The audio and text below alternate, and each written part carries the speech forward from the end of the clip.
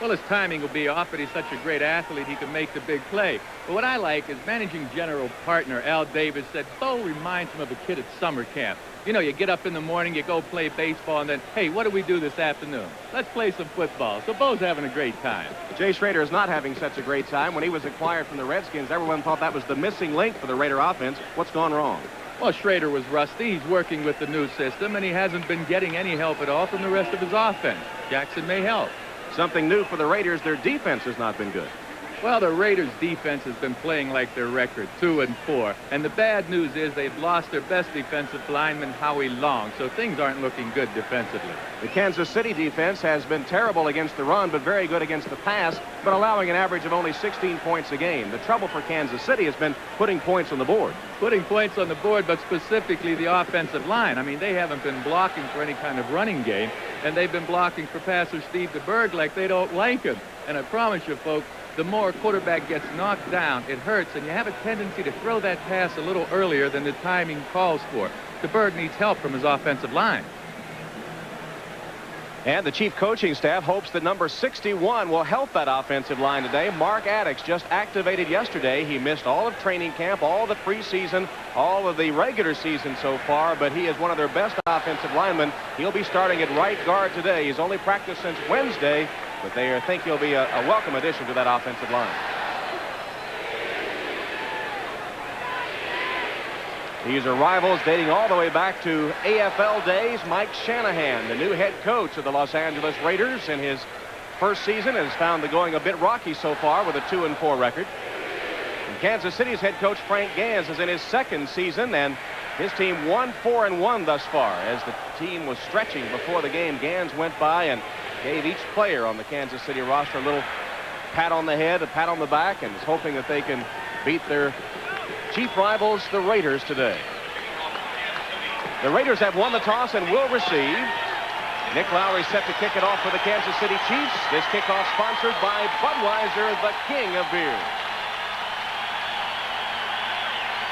Deep for the Raiders is Tim Brown, the leading kickoff returner in the NFL. Brown takes it a yard deep in the end zone. Room to the outside. Across the 30, or almost to the 30, and knocked out of bounds by J.C. Pearson on special teams for the Chiefs. A 29-yard return for Brown. Here's the Raider offense. Schrader has struggled, completing just 44% of his passes, 4 interceptions last week. Todd Christensen is injured, replaced at tight end by Andy Parker. He's primarily a blocker. Marcus Allen missed last week, playing with a cast on his left wrist. The offensive line, a young group, with the exception of 12-year veteran Charlie Hanna at left guard. Ball right at the 30-yard line. Tim Brown is starting in the game. He is wide to the right now in this first series. Wide to the left is James Lofton. Marcus Allen. Stopped for a gain of 1 or 2 by Neil Smith, the starting defensive end for the Chiefs. Let's take a look at that Kansas City defensive starting unit. It's been the worst in the NFL against the run, but number 2 against the pass. 3 first-round choices up front. Moss having a fine year. The linebackers, though, have been a bit disappointing for Kansas City. Hackett leads the linebackers with 63 tackles. The secondary great, though Pro Bowler Albert Lewis is missing after the death of his father, replaced by J.C. Pearson. Cherry leads the NFL with 5 interceptions. Bo Jackson is in the game on 2nd and 9 for the Raiders. Schrader pitches to Jackson.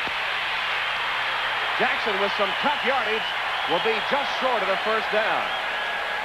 J.C. Pearson and Angelo Snipes finally got Jackson down, Joe, after he broke a couple of tackles.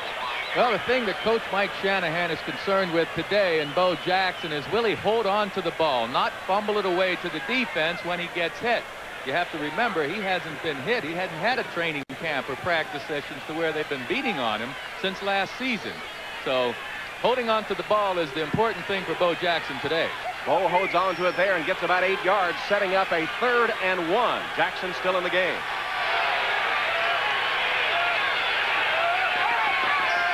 Allen in motion. Jackson on the pitch. Cuts up and picks up a Raider first down. Neil Smith got Jackson down, but he got enough for the initial first down of the game. Now the Raiders, if they can keep this running game going, they're in good shape. Bo going around left end again. He's so strong, but what makes him special is that burst of speed that he has to get through that little gap and to drive forward. You won't see defensive players tackling Bo Jackson and knocking him backwards. He gets that extra yardage with his strength. There are the numbers on Jackson in 1987, averaging 6.8 yards a carry. Against Kansas City last year, though, he carried 3 times for a net gain of only 1 yard and left the game with an injury. Jackson again finds a seam and cuts up and picks up about 6. Kevin Ross on the corner made the stop for the Chiefs. But Mike Shanahan not shy of using Bo Jackson, actually carrying the ball much more than we thought he would early in the game. I think it's a great surprise. I mean, here's a guy that just got into your cap. Why put it off? You know you're going to use him, so let's get him in early. I like Mike Shanahan's thinking. Shanahan, who was offensive coordinator for the Broncos, taking over as head coach of the Raiders. 2nd and 4 for Los Angeles. Jackson now moves wide to the right. Allen is the only setback. 2 Heisman winners in the backfield for the Raiders. Schrader's first pass complete to Jackson right at the first down marker. Lloyd Burris covers him at that spot. It'll be close to the first down. And I believe will be enough. Yes, another Raider first down. Well, first I was a little surprised that the Raiders go to the pass already. The running game's been working well. But what they found out is Bo Jackson, with all this speed he has, is being covered one-on-one by a strong safety, Lloyd Burris. So you can look for Jackson to be split out wide later on in the game and possibly go for the deep ball. He can outrun Burris. Raiders got the ball on their own 30. They've advanced it to the 47 of the Chiefs, where they have a first down. We're in the first quarter, 11:07 remaining. The initial offensive drive of the game. Schrader hands to Marcus Allen, spins away from one tackler, but then is taken down by Dino Hackett. Stopped at the line of scrimmage. It'll be 2nd and long coming up for the Raiders. I love to watch Marcus Allen run with the football. He's just one of the best players I've ever seen. But that cast that he's wearing on his left hand, well, that's going to be a problem, both in his pass receiving and carrying the ball. When he goes around left end, he has to carry the ball in his right hand. You see that hard part of the cast on his thumb? That's a problem when you try to carry the ball. So carrying the ball in his right hand going around left end, he can't ward off defenders. Marcus not only has a broken bone in his left wrist, but several stitches in the palm of his hand. Jackson. Shy of the 40-yard line. He picked up about 4. Lloyd Burris came up from strong safety to make the hit on Jackson with help from Aaron Pearson. Well, the Kansas City defense did what they needed to do the last 2 plays, especially on first down. They held the Raiders to only a yard gain and put them in a 2nd and long situation, and the run didn't pick it up. That's the only way the Chiefs are going to have a chance of stopping this Raider attack, is stopping them on first down. There are the Jackson numbers for the baseball season across the parking lot here at Royal Stadium. Had a pretty good year, and I think the fans were much easier on him this year. When he hit the field last year, they threw baseballs at him, booed him. Only a mild reaction today. 4 wide receivers for the Raiders on 3rd and 4. Fernandez in motion. Schrader will put it up. Under pressure. And he's sacked. The ball came loose, but I think they got it back. Moss was the man who came in from the nose tackle to put the pressure on Jay Schrader. And Moss, there's Bill Moss, number 63, the all-pro nose tackle. He's lined up on the right side of your screen. Kevin Porter, number 27, on the left side of your screen. A safety blitz is what really gets there, as well as Moss. They fooled the Raiders with the corner blitz. Schrader did manage to hold on to the football, but a punting situation. Gossett kicks it away for the Raiders. Taylor deep, calls for a fair catch and takes it at about the 11-yard line. So Kansas City backed up to its own 11 for their first offensive drive of the game. 35-yard punt by Gossett. No score, first quarter.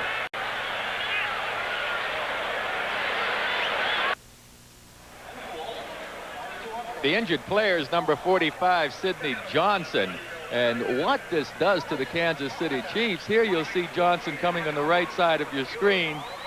There he is in the center, number 45. Now watch, he'll just start limping. He's holding his left hamstring, and it appears that he pulled that muscle. The problem for the Chiefs is they're without cornerback Albert Lewis, And they're pretty thin back there in the secondary right now, Tom. Sidney Johnson was their only backup at corner. Kevin Ross and J.C. Pearson starting in the absence of Albert Lewis, who is in Louisiana after the death of his father earlier this week. So the numbers thin at the corner as Johnson goes down. They thin at the corner, and it could also affect the Chiefs' nickel dime scheme, the special passing down schemes. Whenever they bring in the extra defensive backs, they may have to go to a linebacker to cover a speedy receiver. Meantime, some instruction over on the sideline being given to Dino Hackett, who is the leading tackler among the linebackers for the Chiefs. That defensive unit, as we noted earlier, has been weak against the run, but very strong against the pass. You know, I don't mind so much being weak against the run, folks, but because you only give up 16 points a game. You know, if they want to run the ball up and down the field, fine, as long as we get our shots at it offensively and you limit the other team to 16 points. Any coach in the NFL would gladly take a 16-point yield to the opposition throughout the course of the year. And there you see the numbers on this series, which is in its 29th year, dating back to the old AFL days. DeBerg to Palmer, who stopped behind the line for a loss by Matt Millen of the Raiders. Let's take a look at that Kansas City offensive unit now. They have not scored a rushing touchdown all season. The veteran quarterback Steve DeBerg, battered and bruised, but hanging in there. Okoye returns. He has missed 5 games. He should help that running attack. Palmer, both the leading rusher and the leading receiver for Kansas City. On the offensive line, Addix, out since preseason, returns to his right guard spot. That should help the blocking. 2nd down and 14 for Kansas City, backed up deep in its own territory. DeBerg hands off again to Palmer. This time Palmer gets some room, turns the corner, and takes it to the 12-yard line, where he's stopped by Eddie Anderson, the free safety. Here's that starting defensive unit for the Los Angeles Raiders. Howie Long is injured, so a change up front. Greg Townsend, a good pass rusher, getting the start in place of Long. The linebacking core of the Raiders averages over 10 years of NFL experience. Millen, the leading tackler among the linebackers. The secondary has been scrambled by injury. Only McElroy figured to start when the season began. 3rd and 9, the nickel package in defensively for the Raiders. DeBerg in the shotgun. Upfield intended for Carson, but overthrown. Double coverage as DeBerg goes down again. Last week, as they faced the Oilers, DeBerg suffered about 12 hits, 5 sacks, and some other knockdowns after he'd released the ball. Yeah, normally the league doesn't keep statistics of knockdowns on the quarterback, but they hurt just as much as a sack does. That time Bill Pickel got back there, and I think DeBerg had time. He just overshot on that pass, and the receiver was open. Kelly Goodburn on 4th down will kick from his own end zone. Tim Brown of the Raiders standing at his own 45-yard line. Should be great field position for the Raiders. One of the Raiders jumped offside but got back. Here's Goodburn's punt under pressure. Brown takes it. He's at the 40. Gets to the outside and is taken out of bounds at about the 28-yard line of the Chiefs by Greg Hill. Goodburn, the punter, went down, managed to get off a 36-yard kick, and no flag down. Thus the boos from the fans here. Well, the official saying that the man coming from the left of the screen was blocked into Goodburn. Number 23 may have blocked him, so that's why we don't have any penalty, folks. We'll be back in just a few minutes. Tom Hammond and Joe Namath at Arrowhead Stadium in Kansas City. A crowd of 78,000. The temperature in the upper 70s. A beautiful Indian summer afternoon. Sidney Johnson of the Chiefs has a pulled hamstring and likely will not return today. So the Chiefs hurting for numbers in the secondary. Allen and Jackson in the backfield for the Raiders, who have a 1st down at the Chief 27.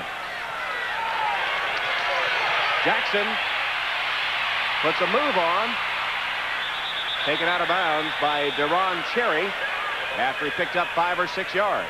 They keep trying Jackson on that left side of the Raiders offensive line, right side for the Chiefs. New England recovered a fumble in the end zone for that touchdown against the unbeaten Bengals. Mike Rozier with a touchdown run for the Oilers. Lomax with a touchdown pass for the surprising Cardinals, who lead the Redskins. And here in Kansas City, no score with 7:04 left in the first quarter. But the Raiders dangerous at the moment with a 2nd and 6 at the Chief 23. On the counter play, Marcus Allen didn't get much. Bill Moss, who's having a great year at nose tackle, 6'5", 268 pounds, 5 years from Pitt, smelled that one out from the start. And he's working against Bill Lewis, number 51, whose ankle has been bothering him. It's hurt, but you can see Moss just pushed Lewis back off the ball. Lewis didn't want to go in that direction, certainly not backward, as well as allowing Moss to be in the hole. But Moss is such a good player. You're not going to control this guy all year, or all game. Trying to do something about that rushing defense, which is last in the NFL. 5 defensive backs in for the Chiefs now as Greg Hill comes in after the injury to Sidney Johnson. It's 3rd and 5.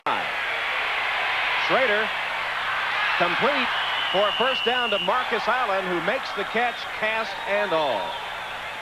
Well, one of the reasons he's able to make this catch, Tom, folks at home, is the ball's in his midsection, you see. If Marcus has to reach out and reach for the pass, he's going to have a tougher time handling it. But Schrader puts the ball in a perfect spot this time, and Marcus can cradle it in his midsection and hold on to it. So Marcus Allen with the reception now has caught a pass in the last 74 consecutive games in which he has played, which is a Raider record. First down for Los Angeles at the Chief 15-yard line. Steve Smith in the backfield with Allen this time, and Schrader will put it up.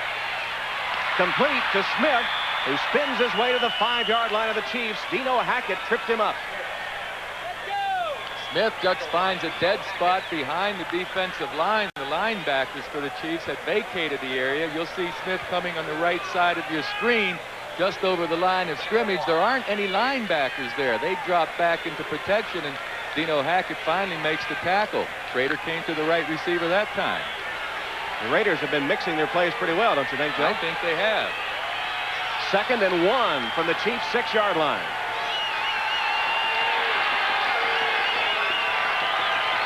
Allen gets the first down, stopped at the 2 by Leonard Griffin. Well, this rushing defense of the Chiefs haven't done anything to show that they're going to they're any better than their rushing 28 defensively in the league. And Marcus Allen is surprising me, being able to handle the ball as often as he is with the cast on his hand. And the Raiders, when they get it in this territory, usually score. They've got it 1st and goal from the 2-yard line of Kansas City. No score in the game with 4:18 left in the first quarter.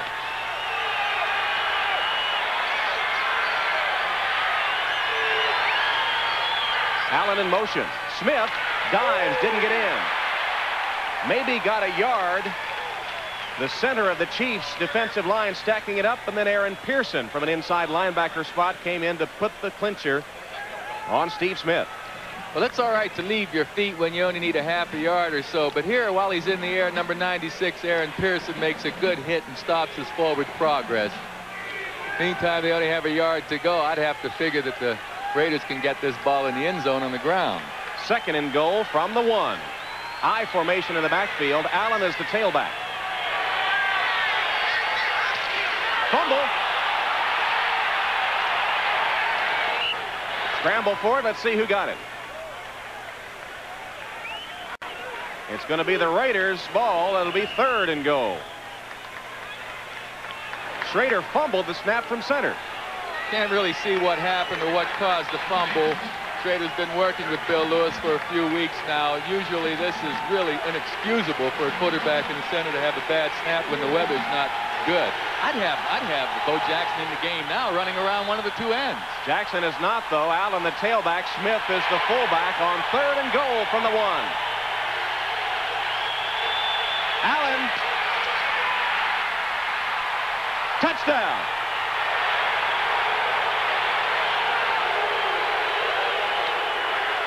There's a flag on the play.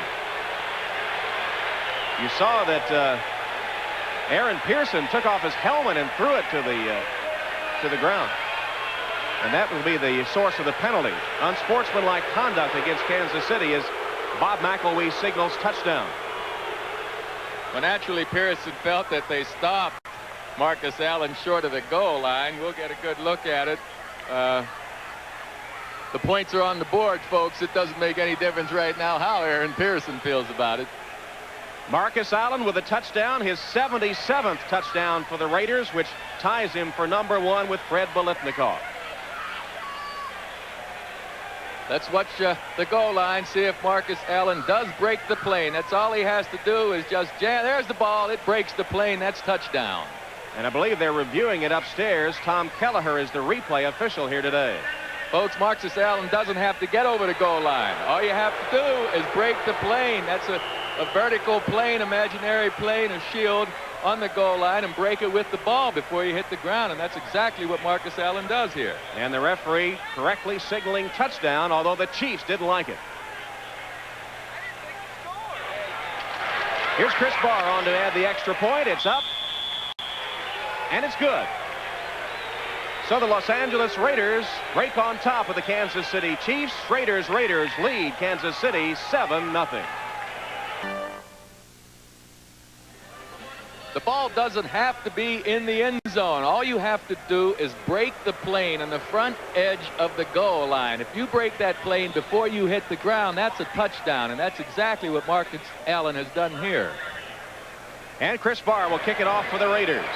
Paul Palmer is deep for Kansas City, and he'll take it at the 5-yard line. A little miscommunication with Moriarty, and it's going to be backed up again deep for Kansas City as they muff the kickoff by Barr. Trey Junkin got down there for the Raiders to make sure Palmer didn't get any yardage, and again the Chiefs are backed up, and so far field position has been the deciding factor in the game. It led to that first Raider touchdown. Well, it started on the kickoff to Timmy Brown. I'm surprised that they would even kick the ball to Brown on kickoffs or on the punting situation. Brown got him good field position, and they've maintained it throughout this first quarter. See the scoring drive for the Raiders, who lead at 7-0 with 2:44 left in the first quarter.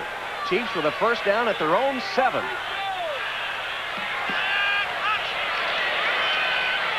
Give is to Christian Okoye, who takes it to about the 10-yard line for Kansas City. With the Raiders leading 7-0, let's go to Gail Gardner for an update.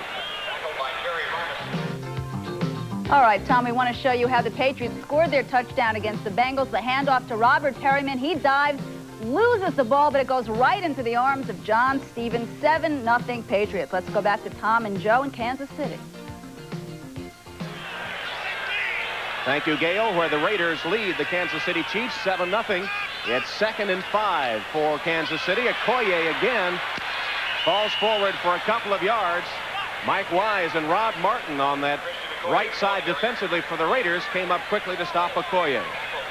Okoye's the big hope, he along with offensive guard Mark Addix, to get this offense going. Okoye is such a strong runner, yet he possesses the speed to be able to get to the corners outside carrying the ball. And as a blocker, he can block the defensive outside linebackers. He's a tremendous player, but he's rusty too. He's been injured most of the season. In fact, has played in only one game, has missed 5 of 6. He's on the sideline now as Saxon comes in on 3rd and 4. Nickel defense in for the Raiders. DeBerg from the shotgun. Incomplete. Intended for Saxon, but DeBerg overshot him. Jerry Robinson was covering on the play, but DeBerg misses on another pass. And again, the Chiefs will have to punt from deep in their own territory. It appeared to me DeBerg had his mind up where he wanted to throw that ball and wasn't going to change it that time. Saxon was pretty well covered. The ball had to just, well, I don't think he could have gotten the ball. So Goodburn will punt again from his own end zone. And Joe, as you mentioned, let's see if he tries to kick it away from the dangerous Tim Brown, who is standing at his own 45. High snap. Goodburn kicks it right toward Tim Brown. Well, it is going to catch the sideline.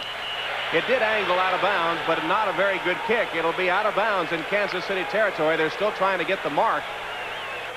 It's going to be marked at about the 45-yard line of the Chiefs. Well, that's been Kelly Goodburn's problem this season. He only has a 30-yard net average. He's not a very accurate punter, and he can't keep it away from Allen. We'll be right back.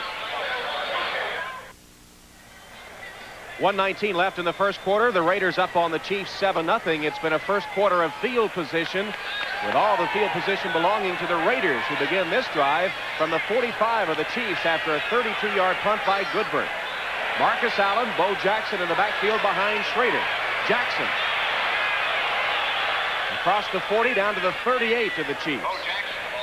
Aaron Pearson, the inside linebacker, the 11th round draft choice out of Mississippi State, finally stopping Jackson. Well, the Raiders are running behind their best blockers, Don Mosbar, 72, and Charlie Hannon, number 73, and they are just blowing Neil Smith off the line there, number 90. Excellent blocking, good hold. And Jackson, pursuing his fall hobby, has 6 carries for 33 yards here in the first quarter. Got 6 on that last one. Allen is in motion. Schrader to Tim Brown. He has a first down out of bounds at about the 33 of the Chiefs. J.C. Pearson nudged him out, but Brown makes the reception, his 11th reception of the season. There you see the ticker.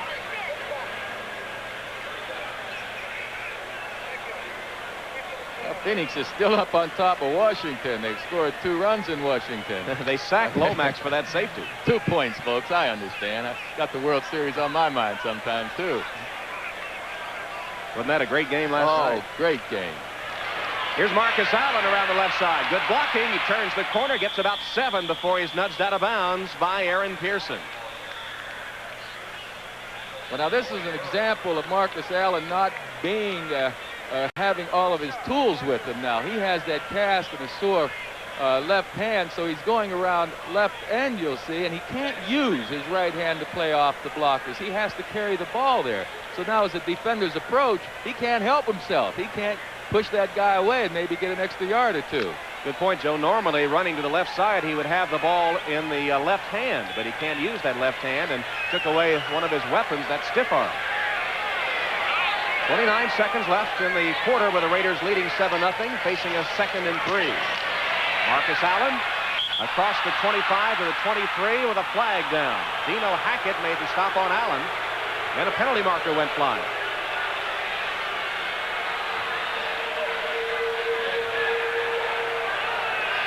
Sellout crowd of 78,000 and very quiet through the first quarter, which has belonged to the Raiders. First down for Los Angeles. Thing about this Raider running game also, it's being successful, and you've seen Tim Brown catch a pass on the outside, as well as Bo Jackson. The Kansas City defense has to focus in tight on the offense, and so they're allowing single coverage on the outside. Well, the first quarter has come to an end with the Raiders leading the Chiefs 7-0 and knocking on the door again. We'll be back to Arrowhead Stadium in just a moment.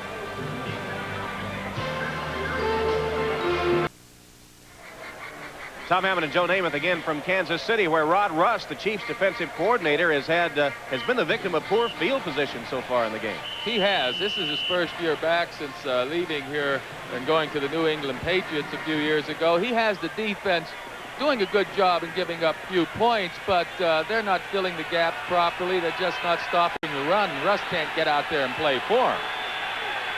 There was no penalty, by the way, on that last play, and the Raiders have it 1st and 10 from the Chiefs' 23-yard line. They lead 7-0 as we start the second quarter. Schrader across the middle, good catch under pressure. Steve Smith grabbed it, though Aaron Pearson was wrapped all around him. That was a good catch by Smith and a good pass by Schrader, I might add, because the ball had to be thrown to Smith's backside. Aaron Pearson, the linebacker, was standing just beside Smith, so it was an excellent pass by Schrader. That one went for a 7-yard gain, and look at the first quarter stats dominated by the Raiders, especially in the time of possession. Nearly 12 minutes to only 3 for Kansas City. That field position has been the story of the game, and it's gotten the Raiders in scoring territory again. Allen and Jackson split backs behind Schrader. Allen picks his way across the 15 down to the 14-yard line. Dino Hackett and Aaron Pearson, the 2 starting inside linebackers for the Chiefs, finally get Marcus Allen to the turf. Well, Dino Hackett, he's the second leading tackler on this team. He gets in position well, but Marcus Allen's able to get his balance and just find that little crack and go forward for extra yardage. Got to take your hat off to Marcus Allen, one of the premier runners in the game. Hackett, as I say, he's the second leading tackler on the team, and he's all over the field, sideline to sideline, but he got fooled on that play. There's Marcus Allen. Missed the game against the Dolphins a week ago. Look at the plays. 22 for the Raiders. This one 3rd and 1 is number 23 as Allen hurdles a pileup. And I believe picked up the first down. Bill Moss was down there to get Allen finally to the turf. Dino Hackett sent him airborne. They only needed about a yard, and I believe Allen got it. A reminder that we will be selecting the Budweiser Most Valuable Player for today's game. That'll be coming up at the conclusion of the contest. Well, if you're the Kansas City defense, you have to sacrifice something in order to stop this running game. You've got to bring your linebackers up tighter, get them in the holes and the gaps quicker, and try to shut down the running game. Take your chances with the pass defense. You see, when you have that running game going offensively, it'll open up the passing game. But the Chiefs have a pretty good secondary back there, even though they're without Albert Lewis. As you see, just inches short of the first down, and give Hackett and Moss credit. They stopped Allen from picking up first down yardage. Well, he's trying to get up in there and feel quickly. Hackett, 56, takes on the block and still is able to make the tackle, or at least cause Marcus Allen to go down. 4th and inches from the 14-yard line of Kansas City. And the Raiders are going to go for it. They've converted on 5 of 7 so far this season, 4th down plays. Allen is the tailback in the I formation. Schrader on the sneak picks up the first down. So Jay Schrader simply takes the snap, follows that offensive line, and gives the Raiders a first down at about the 12-yard line of Kansas City. Well, he takes a little counter step to try and freeze the men that are behind the line of scrimmage. Number 90, Neil Smith, gets over there, but by taking that little counter step, Schrader was able to find the gap and get in there for the first down. Did you used to like the quarterback sneak? Oh, I loved it. It was my best running play. I remember those knees. I don't know if that's a great compliment. 9th play of the drive coming up that began on the Chiefs' 45. Jackson all the way down to the 1-yard line. Bo Jackson, Kevin Ross was hanging on for dear life as Jackson, 6'1", 230 pounds, a unique combination of speed and power, lugs the ball for the Raiders. Big Don Mosbar, 72, and Charlie Hanna, 73, as well as Bill Lewis, 51, just throwing some excellent blocks, and Bo fighting forward, getting extra yardage all the way. You won't knock that man in the opposite direction. Another first down for Bo Jackson and the Raiders as Jackson comes to the sideline, and Smith is in with Strahan and Marcus Allen. First and goal from the 1. Allen stopped short of the end zone. They stacked up the play right at the line of scrimmage, and Aaron Pearson is the man that jammed it up. Tim Cofield came up to help. Good linebacking job by the Chiefs defense. Well, here you see Hackett, Dino Hackett, reacting to the play, getting over there to fill the hole. He's the first one to make contact on Marcus Allen. But the Raiders are doing a great job keeping the ball away from the Kansas City Chiefs. Schrader almost goes down. But here you'll see Hackett get in there and make the hit along with number 96 linebacker Aaron Pearson. And Tim Cofield, one of the linebackers, standing up Andy Parker, the tight end of the Raiders, to jam up the play. Second and goal from the 1. Allen again. Second effort. Will they mark him down? Still no signal. He's going to be spotted short of the end zone. No touchdown. Oh, boy, I want to see this one again. It sure looked like he got in for a touchdown to me.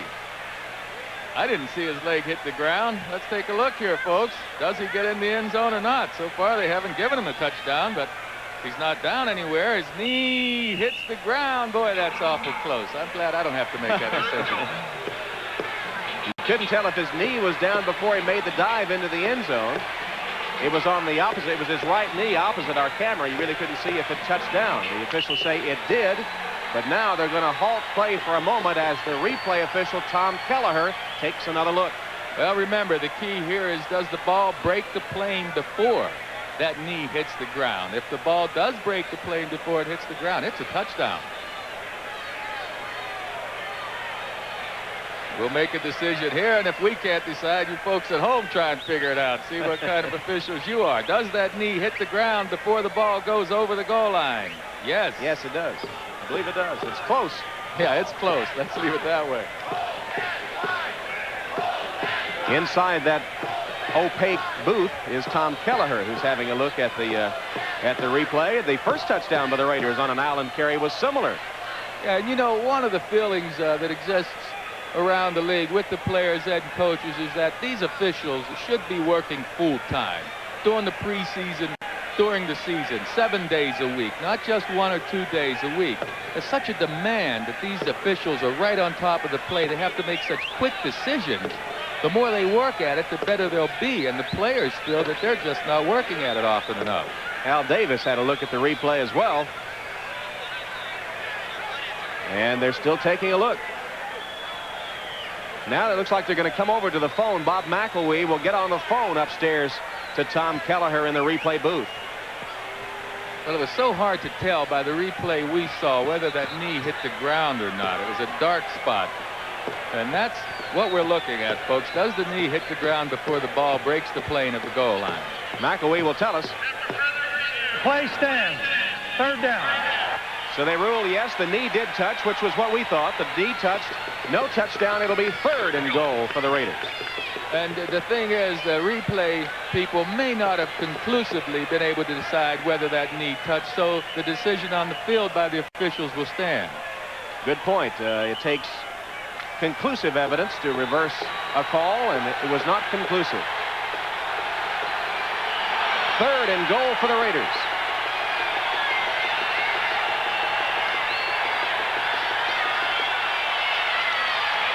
Touchdown this time for Los Angeles as Steve Smith gets the score.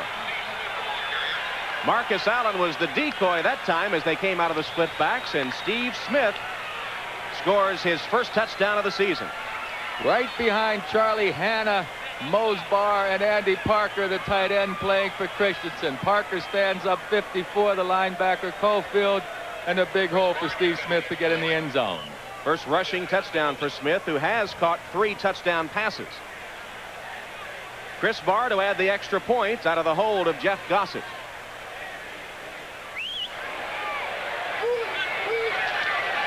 Barr's kick is good. So the Los Angeles Raiders, taking advantage of great field position, have gone up 14-0 on the Kansas City Chiefs as Steve Smith scores his first rushing touchdown of the season. From Arrowhead Stadium in Kansas City, Tom Hammond and Joe Namath, along with our producer Jeff Himes and our director Dick Klein, the Raiders leading the Chiefs 14-0 as Chris Barr gets set to kick it off for Los Angeles. Paul Palmer is deep for the Chiefs. Calls for it and takes it at the 6. Palmer trying to get outside, stumbles and falls at the 26-yard line, covered there by Ron Fellows. So the Chiefs will have their best field position to start a drive yet. Their first drive started at their own 11. Their second drive at their own 7-yard line. In each of those cases, they had to punt after 3 plays. The Raiders scoring drive covering 12 yards. Actually, 12 plays and 45 yards. Those numbers are transposed with Steve Smith getting the touchdown run. Best field position yet for Kansas City. Let's see if they change their offensive scheme now and go more to the pass for DeBerg, who's 0 for 2. Flag down. DeBerg's pass incomplete. Again, too far to be caught. That time intended for Stephon Page, and it looked like illegal procedure against Kansas City. Illegal motion is the call. Oh, these are the kind of mistakes that just stymie an offense. I mean, if you can't play well physically, at least you could know your game plan, know the snap count, and not start before the snap. Kansas City has just been having a major problem offensively. That penalty is declined after the call against the Chiefs. It'll be 2nd and 10. And DeBerg, you see his career numbers.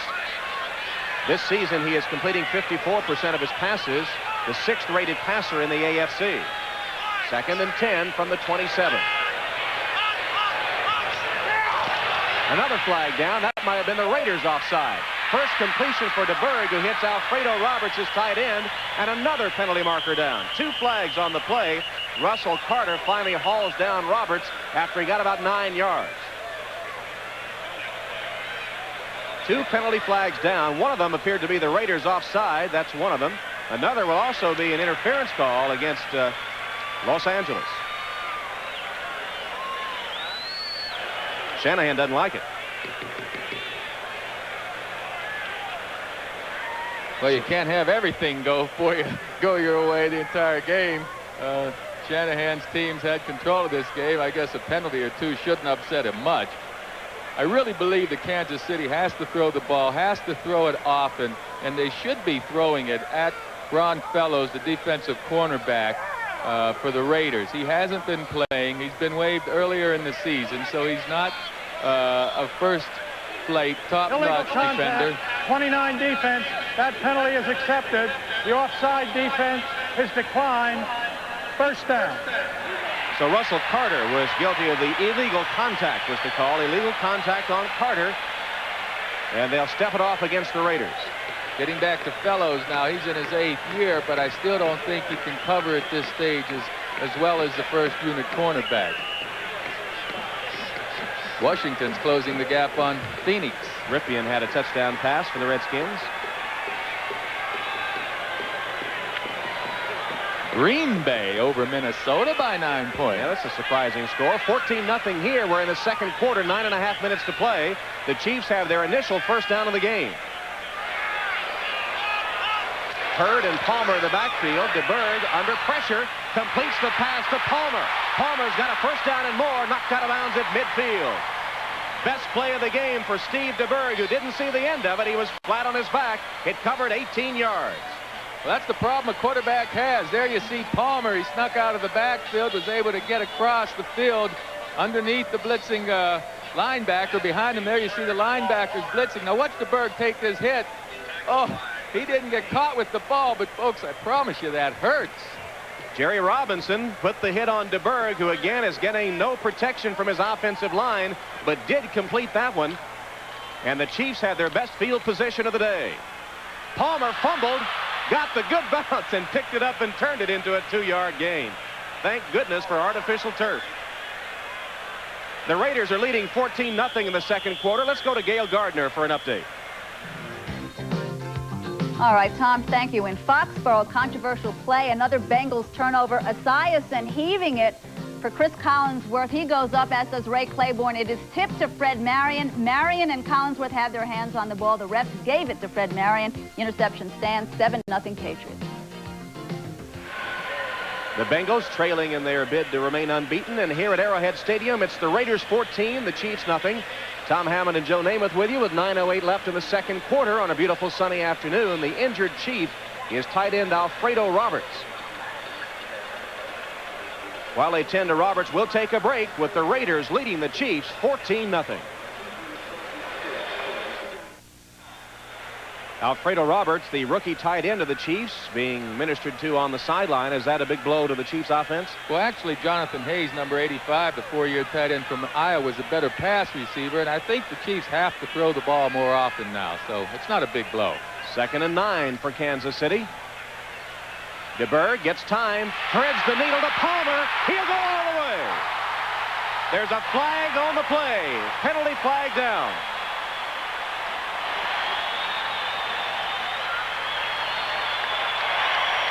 Paul Palmer, the leading receiver for Kansas City, gets the touchdown. Holding call against the Raiders will be declined, and the Chiefs are on the board after a 48-yard strike. DeBerg to Palmer.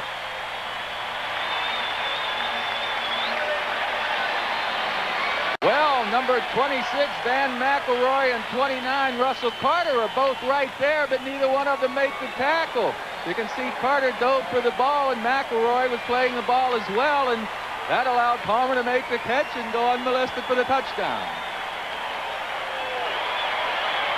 Paul Palmer with his 4th receiving touchdown of the season has given the Chiefs their 4th score. Nick Lowry will add the extra point. He is perfect. He has not missed an extra point or a field goal this season. And that one is good. Nick Lowry with the extra point, and the Kansas City Chiefs finally dent the scoreboard. 8:35 left in the second quarter, 14-7. The Chiefs finally given decent field position, get their offense in gear as Palmer scores on the 48-yard pass from DeBerg. And Lowry will kick it off for the Chiefs. Tim Brown, remember, has a 97-yard kickoff return for a touchdown this season against San Diego. He takes it at the 3. And last year's Heisman Trophy winner upended at about the 25-yard line. Down on special team coverage, Gary Baldinger for the Chiefs. There's the scoring drive for Kansas City, and the key was decent field position. They covered 72 yards in only 4 plays, helped by a penalty against the Raiders, with DeBerg hitting Palmer, who split the defenders and went 48 yards. Palmer out of Temple, runner-up to Vinny Testaverde for the Heisman Trophy in 1986. 14-7 the score with 8:26 left in the first half. Steve Smith and Bo Jackson are the setbacks. That's Jackson in motion. Schrader on an out pattern through the hands of Tim Brown and incomplete. Brown gets a little bump to boot from J.C. Pearson, lets him know he was standing right there. Well, just a drop pass by Tim Brown. He's wide open. He's supposed to catch the ball. Houston, 18 points over Pittsburgh. That Central Division race has Cincinnati in front and the rest trying to play catch-up. Washington has taken the lead on Phoenix in that NFC Eastern Division matchup. And Indianapolis expected to be a contender to repeat as AFC Eastern Division champs with only 1 win, but leading Tampa Bay. 2nd and 10 here for the Raiders, who are up 14-7 on the Chiefs. Schrader goes long. And incomplete. James Lofton going down the sideline, but good coverage. J.C. Pearson with him stride for stride. Slight overthrow on Fernandez that time. Folks, if you're wondering why we haven't seen Willie Gault, he has an injured shoulder, and Tim Brown's been playing for Gault today. And, of course, Fernandez is in the game as well. But Gault is out with an injured shoulder. Well, they had Fernandez, they had Lofton, and Willie Gault is in the game right now. He appears right before my eyes. This is the first play he's in. Gault comes wide to the left. In the slot is Tim Brown. And Fernandez is wide to the right. 3rd and 10. Schrader pumps and then completes it to Lofton. Lofton down the sideline into Kansas City territory and out of bounds at the 47-yard line of the Chiefs. Deron Cherry covered him, but 28 yards to James Lofton. His 13th catch of the season. Well, actually, Kansas City must have had a cross-up back here because they tried to cover Lofton initially with a linebacker, number 52, Snipes. You see Lofton just outrunning Snipes across the field. Ross misses the tackle, and Lofton, one of the best receivers ever to play this game, gets the big gainer. There's no way a linebacker can cover James Lofton. 7-time Pro Bowl performer. First down at the 47-yard line of the Chiefs. Raiders leading 14-7. Smith cuts up and makes a good gain out of it. He picked up about 12 yards all the way to the 35 of the Chiefs, and a Raider first down. Tim Cofield and Deron Cherry stopped Smith, but the second-year man out of Penn State turned it into a good gain. Oh, he changed this play. It's designed to go around the right end. Watch Steve Smith cut back now. He cuts back against the grain, and Mike Bell, 99, can't catch him in pursuit. It was a good run by Steve Smith, changing the flow of the play. Second leading rusher on this Raider team was starting fullback at Penn State on their 86 national championship team, the injured player Leonard Griffin of Kansas City. A lot of Kansas City players getting nicked up here in the first half. You know, I just feel like I see more injuries these days than I used to see in pro ball. I mean, used to have a 33-man roster. It's all the way up to a 45-man roster. I see more fellas sitting games out because of pulled muscles, contusions, or bruises. And I don't know. I know the players today have to be as tough as yesteryear, but they don't seem to be playing as often when they're injured a little. Do you think artificial turf plays a part in all those injuries?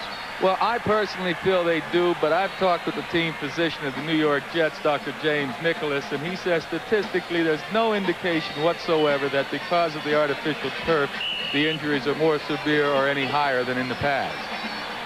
Alfredo Roberts, the tight end of the Chiefs, has a strained shoulder. His status is doubtful for the remainder of the game, and Already Sidney Johnson has gone out for the Chiefs by injury. Bo Jackson, the setback, gets the handoff as a flag flies and is stopped at the 35. No, it was Smith that got the handoff, and Lewis Cooper quickly put the hit on him. Let's check the penalty. It'll be a legal motion against the Los Angeles Raiders.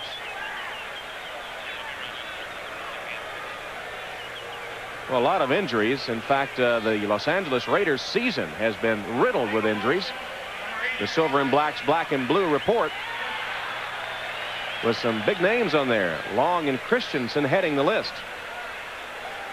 Yes, and their defense has been injured quite a bit, especially in the secondary. And I said earlier they're playing like a 2-4 team with defensively. And if you want to use injuries for an excuse, you certainly can do it. I take it you don't agree. No. Everyone gets injured. I mean, everyone has injuries to contend with.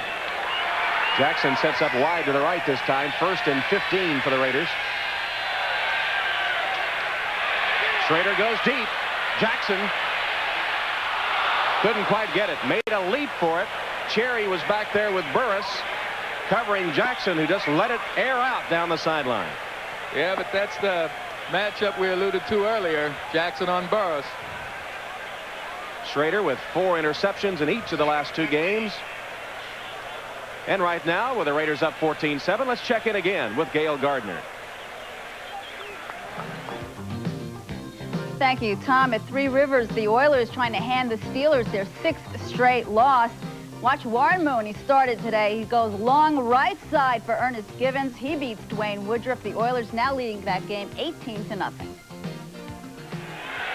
14-7 here in Kansas City. Warren Moon's return appreciated by the Oilers, who just eked out a 1-point win against Kansas City last week. Bo Jackson with a flag down, 2 flags down, has a Raider first down or close to it at the 25-yard line. With 2 penalty flags on the play. J.C. Pearson, Deron Cherry stopping Bo. Hold against the Raiders. Penalties stymieing this drive by Los Angeles. Well, it's such a great feeling for a quarterback to have a weapon like Bo Jackson back there. When in doubt, flip it to Bo, because you know he's going to make something happen most of the time. As a quarterback, I used to love that. Offense. 2nd down. Steve Smith was guilty of the hold against the Raiders. Joe, have you ever known an athlete that could step in? He just practiced for the first time Wednesday. He was in shape, of course, after playing baseball, but not in football shape. Have you known a player that could do what Bo Jackson has done? No, I've never seen a package like Bo Jackson. I mean, the man is fast, he's quick, he's strong, he stays in shape, he's one of a kind. He's just sensational. Leonard Griffin, we understand, has a neck burner. His status for the remainder of the game is questionable. Kansas City has lost 3 to injury here in the first half with 6:54 left. 2nd and a ton for the Raiders. Jackson in motion. Schrader has time. Now the coverage breaks down a little bit, and Schrader lets it fly out of bounds. They chased him out of the pocket finally, and Schrader threw it away. Smart play by Jay Schrader. He hung in the pocket long enough. He couldn't find anyone downfield. It was good coverage by the Kansas City Chiefs secondary, and he smartly threw the ball out of bounds to avoid the loss. Schrader came over from the Redskins. He started against the Broncos in Game 4 of the season and came in to lead that great comeback for the Raiders, who trailed 24-0 and then beat the Broncos in overtime. Schrader's a good quarterback. I'll tell you, just get this guy rolled going a little bit. You know, get used to the system, work off some of the rust, and you're going to see one of the best quarterbacks in the NFL. Schrader started 11 games for Washington in '87, went to the Pro Bowl in '86. That time his pass right off the chest of James Lofton. It hit Lofton between the 8 and the 0, and he couldn't hold on. Kevin Porter, number 27, covering for the Chiefs.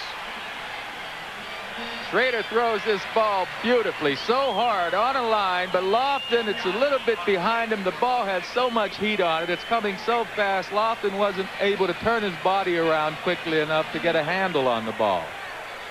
So Jeff Gossett is in punt formation for the Raiders. His first covered 35 yards. And Taylor is deep for Kansas City. Good high kick from Gossett. Taylor's going to let it bounce, and it goes into the end zone.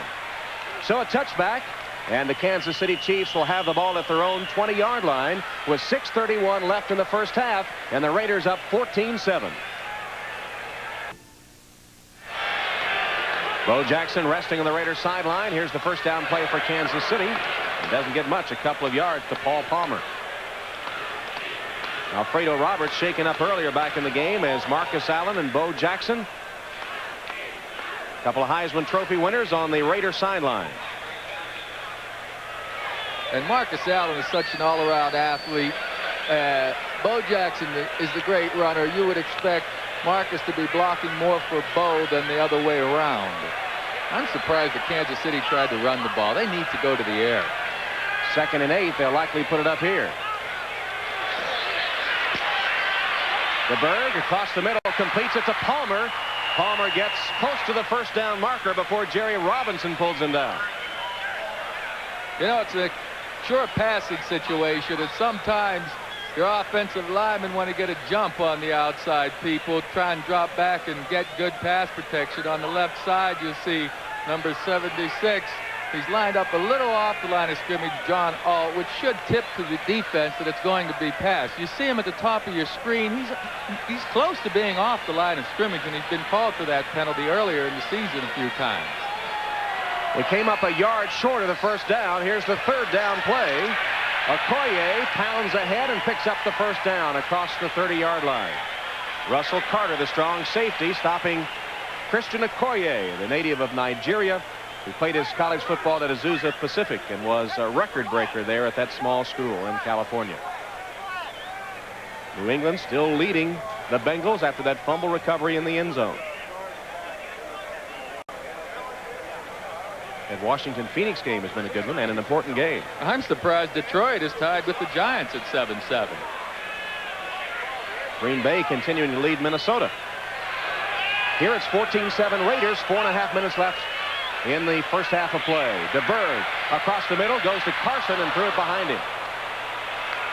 DeBerg unhappy with that toss behind Carlos Carson, and the wide receivers of the Chiefs, chiefly Carson and Page, have been very quiet today. Well, the thing is, for DeBerg, when you get knocked down so many times, you just have a little hurry feeling. You want to get rid of the ball a little bit quicker than you should. In 71, Bill Pickel starts coming around there and crosses DeBerg's vision, and I have to believe that fouled up DeBerg a bit with his accuracy. DeBerg is hit on 3 of 7. The only man to catch a pass has been Paul Palmer, who took it in for a touchdown on a 48-yarder earlier. This is 2nd and 10. DeBerg again throws behind his intended receiver, Stephon Page. Ron Fellows was right there covering, and DeBerg twice in a row has thrown behind his intended receiver. Well, the Boo Birds are getting on Steve DeBerg, but I promise you, as an ex-quarterback, I know your timing is not in sync. The more times you get hit and knocked down, the antsier you get with the ball, and your accuracy suffers. The injured player is Rich Baldinger of the Chiefs, the starting left guard.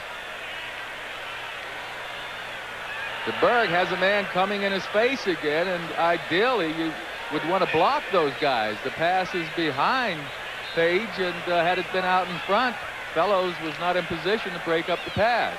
Baldinger leaves, and Brian Joswiak, just activated this week, just off injured reserve, takes his place at guard.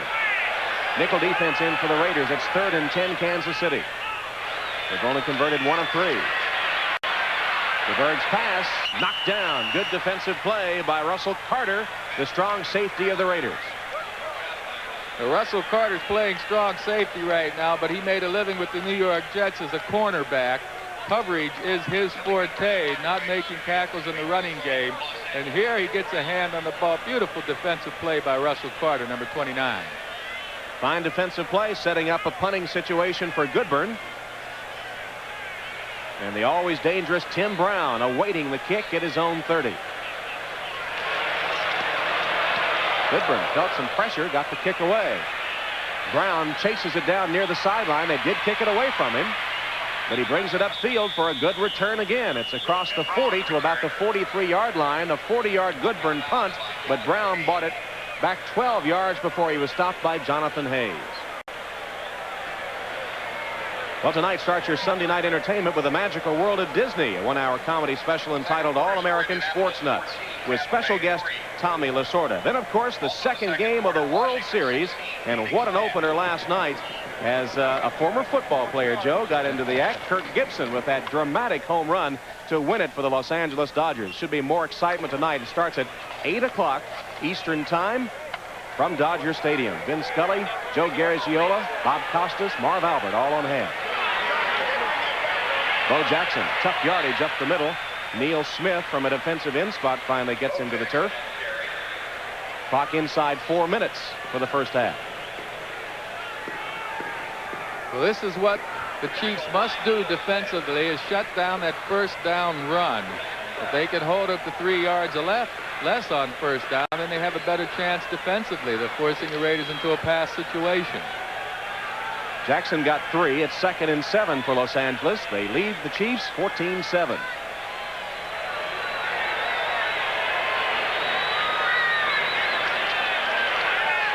Schrader, quick out pass. Jackson makes the catch and then scrambles for another yard or so. Good catch by Bo Jackson. Kevin Porter covered him there, but the pass a little off target. Jackson went down to get it like fielding a grounder, or picking up one in the outfield across the parking lot of Royal Stadium. Well, Kansas City made a slight change in putting Porter out there to cover Bo Jackson. They've been covering Jackson with strong safety Lloyd Burris, but I guess they feel that Porter's a better man-for-man coverage guy than Burris. 2:50 on the clock and counting. 3rd and 2 for the Raiders. Jackson the only setback. Smith in motion. Pitch to Jackson. Nice cut. Close to the first down. Let's see where they spot the football. It'll be very close.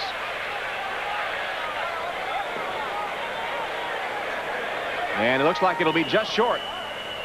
And the Kansas City Chiefs call a timeout to stop the clock at 2:22 as Shanahan's offense comes up just a foot or so short of the first down on the pitch to Bo Jackson. Frank Gans finds his team badly in need of a win, although despite the poor records, these teams are still in the hunt in the AFC West, especially the Raiders, who have a 2-4 record but are 2-0 in their division. Well, there are 10 games left counting this game, and it's Al Davis who's feeling, the managing general partner of the Raiders, that a 9-7 record would win that Western Conference in the AFC. So the Raiders, should they win 7 out of the next 10, they can figure into it, and Kansas City has certainly a more difficult job with just 1 win so far. As you saw the measurement, the Raiders were just short of the first down. And it's a punting situation, and Kansas City will get the ball back just before halftime, and hope you'll stay with us at halftime. Ahmad Rashad, Dale Gardner, Paul McGuire, Frank DeFord at NFL Live to bring you up to date on all the action. It appears that the Raiders may attempt to get the first down on the ground here. If it is, yes, it's 4th and short. Now, I don't know that this is very smart. They may try to pull Kansas City off sides, but to take this chance in this kind of field position, I think it's the wrong thing. 4th down and about a yard to go, a little less than a yard. Long count by Schrader, and they did try to draw him offside. They'll let. There is movement. Let's see if they were drawn off. Why would one of the Chiefs jump even if he was drawn? Because he's nervous. He just wants to get in there, and it's a really bad play. They're calling it on the offensive side of the ball, though. They're saying that one of the Raiders drew Cooper offsides. Shanahan didn't like the call. It became obvious that the Raiders were going to go with a long count and try to draw the Chiefs offside, and one of the linemen evidently moved. At the top of the screen, number 55, you'll see Lewis Cooper, a linebacker, come off sides. We never did see the offensive player move. Definitely the Chief, but the officials saw something we didn't. You know, even though, back to the point, even if the Chiefs line saw movement, why would they even take a chance? In any event, the Raiders now will punt, leading 14-7 as we come to the 2-minute warning in Kansas City. Tom Hammond and Joe Namath at Arrowhead Stadium. 14-7, the Raiders leading the Chiefs with 2 minutes left in the first half. And a punting situation coming up for the Raiders. Jeff Gossett is the punter. He's averaged 42.5 today. Had a great game a week ago where he averaged 48 yards on 5 kicks. He's the 5th leading punter in the AFC. Taylor is deep for the Kansas City Chiefs.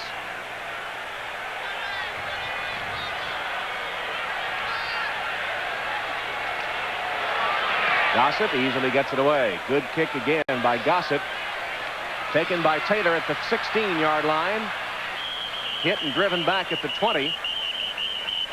Andy Parker leading the charge for the Raiders on the special teams. The punt covered 34 yards and a 4-yard return for the Chiefs of Frank Gans. As the NFL season reaches its midpoint next Sunday, join NBC Sports for a football doubleheader. Kick off today 12:30 Eastern Time with NFL Live. Then a couple of divisional rivalries highlight the early games. The Oilers battle the Bengals. The Patriots square off against the Bills. Second half of the doubleheader, some of you will see the Jets battle the Dolphins, plus regional action. Check the local listing for the games and times in your area. And stay with us for NFL Live at halftime. All the highlights of this week's NFL action. 6 defensive backs in for the Raiders from the 19-yard line. DeBerg hands it to Palmer. Broke a tackle to the 26. Russell Carter, the strong safety, came up to make the stop as the time ticks down now with 1:35 left.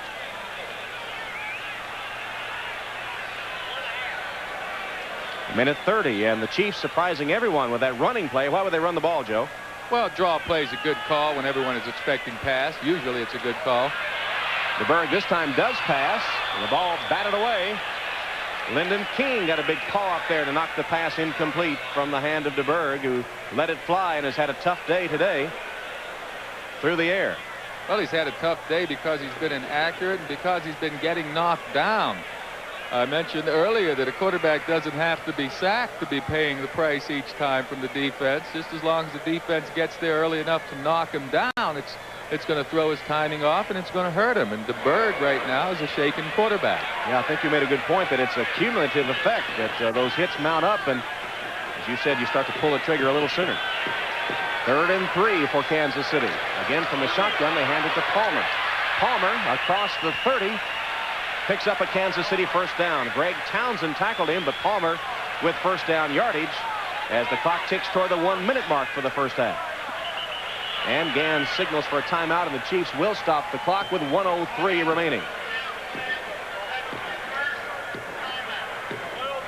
So Steve DeBerg will come to the sideline as the injuries continue to mount up for the Kansas City Chiefs. Lloyd Burris, we understand, has a sprained knee. He's questionable for the second half of the game. Baldinger we saw leave earlier with a neck burner. What's a neck burner, Joe? Well, neck burner is an injured nerve up around the shoulder area, and it runs from the back of your head down to your shoulder blade. And every time you turn your head in one direction or the other, you get a burning sensation from your shoulder blade up to your head. It's a very uncomfortable feeling, and it gets a ball player shy. I mean, you're afraid to move your head. That's Gary Baldinger, and actually his brother Rich was the player shaken up, and he's back on the field. So despite the pain of the neck burner, Rich Baldinger is back at his left guard spot for Kansas City. There's 77 Rich Baldinger, 6 years out of Wake Forest, 6'4", 285 pounds. You know, like any other injury, it depends on the degree of severity, and a bad neck burner, you can't even go out there and practice with it.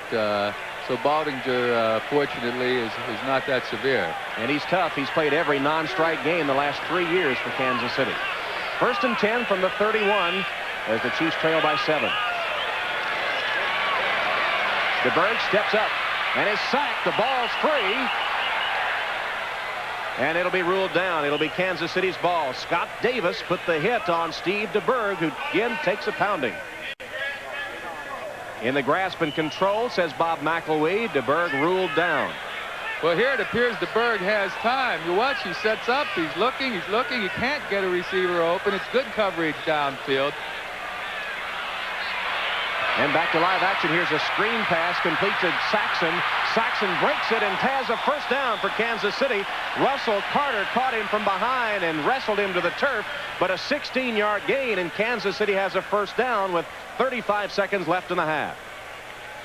And that was a smart call by Steve DeBerg. I'm not talking about the pass completion, but I'm talking about calling timeout so quickly. So often you see a quarterback complete a pass downfield, and then he'll start running after the play. Hey, the referee's standing right beside the quarterback. All he has to do is turn and call timeout, and that's exactly what DeBerg did that time. There's Steve DeBerg, and a moment ago you saw number 8, Nick Lowry, one of the best field goal kickers in the business. He's perfect this year, as a matter of fact. The problem has been Kansas City can't get him in position to kick a field goal. Where will they have to go for Lowry to be effective? Well, he's already made a 51-yarder and a 50-yarder this season. So the yard range, I'd say around the 33-yard line. That'll make it 43, and the ball be placed 7 yards deeper. So they have to get down around the 33-yard line before Lowry will get out there in the field to attempt the kick. Yeah, 50 or more. He's 2 for 2 this year. Of course, he hasn't missed, as you saw the graphic. Over his career, has hit 99.3% of his field goals, second career-wise in the NFL. Tommy Davis has hit 99.4. He's number 1. First and 10 from their own 43. Flags on the play. DeBerg goes deep and incomplete. Intended for Emil Harry. DeBerg doesn't like it. The penalty must be against Kansas City. It will be a legal motion against the Chiefs. That'll set them back 5 more yards.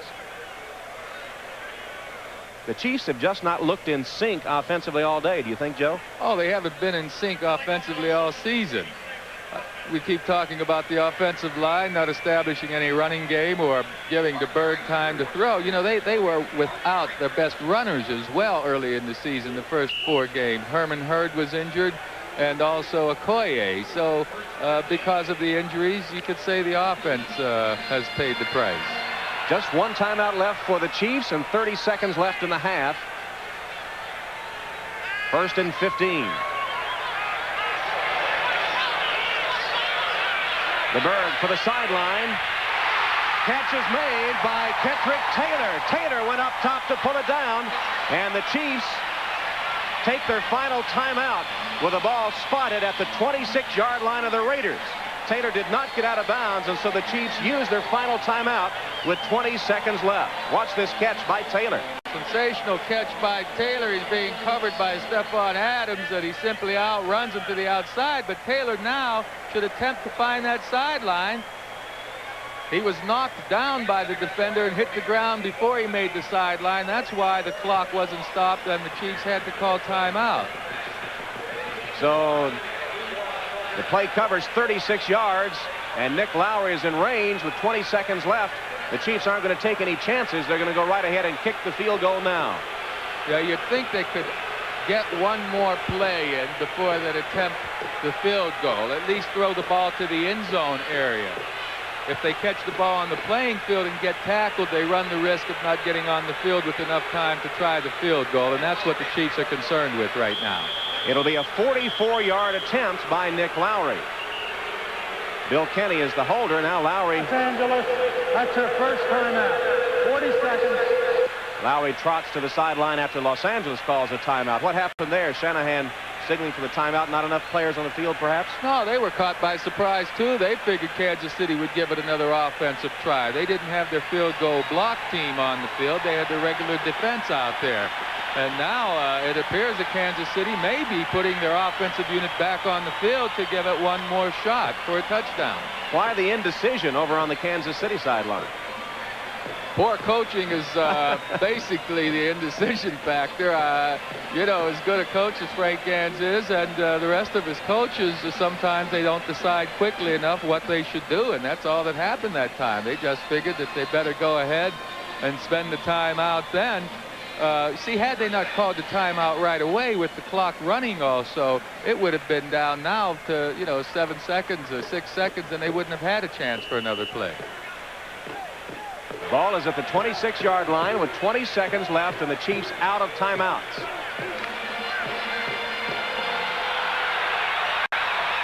And you would think DeBerg would go for the end zone here, nothing less.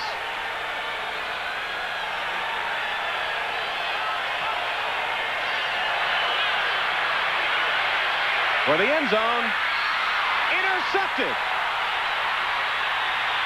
McElroy picks it off and comes back to the 10-yard line. So the Chiefs changed their mind. They did not go for the 44-yard field goal by Lowry. They try for the touchdown instead, and DeBerg throws an interception. McElroy picks it off for the Raiders. Major mistake by the quarterback. When you get in scoring position, you don't want to turn the ball over. Throwing the pass in the middle of the field, DeBerg should have recognized that the safety was back there. There were defensive players in the middle of the field. You just can't afford to take a chance right here. And DeBerg's going to pay for it. Good defensive play. McElroy made a diving interception, his first this season, and a key defensive play for the Los Angeles Raiders, who now will use up the final 9 seconds of the half and go to the locker room ahead 14-7. And the clock will tick its way down to 0 as a stunned crowd of 78,000 now lets loose with a torrent of boos as the Kansas City Chiefs go to the locker room trailing at halftime. Well, it looked like the Chiefs had some momentum. Lowry expected to hit what would be a 44-yard field goal. Instead, they get the interception, and the Raiders have the upper hand at halftime. 14-7 in intermission. NFL Live halftime activities continue in a moment.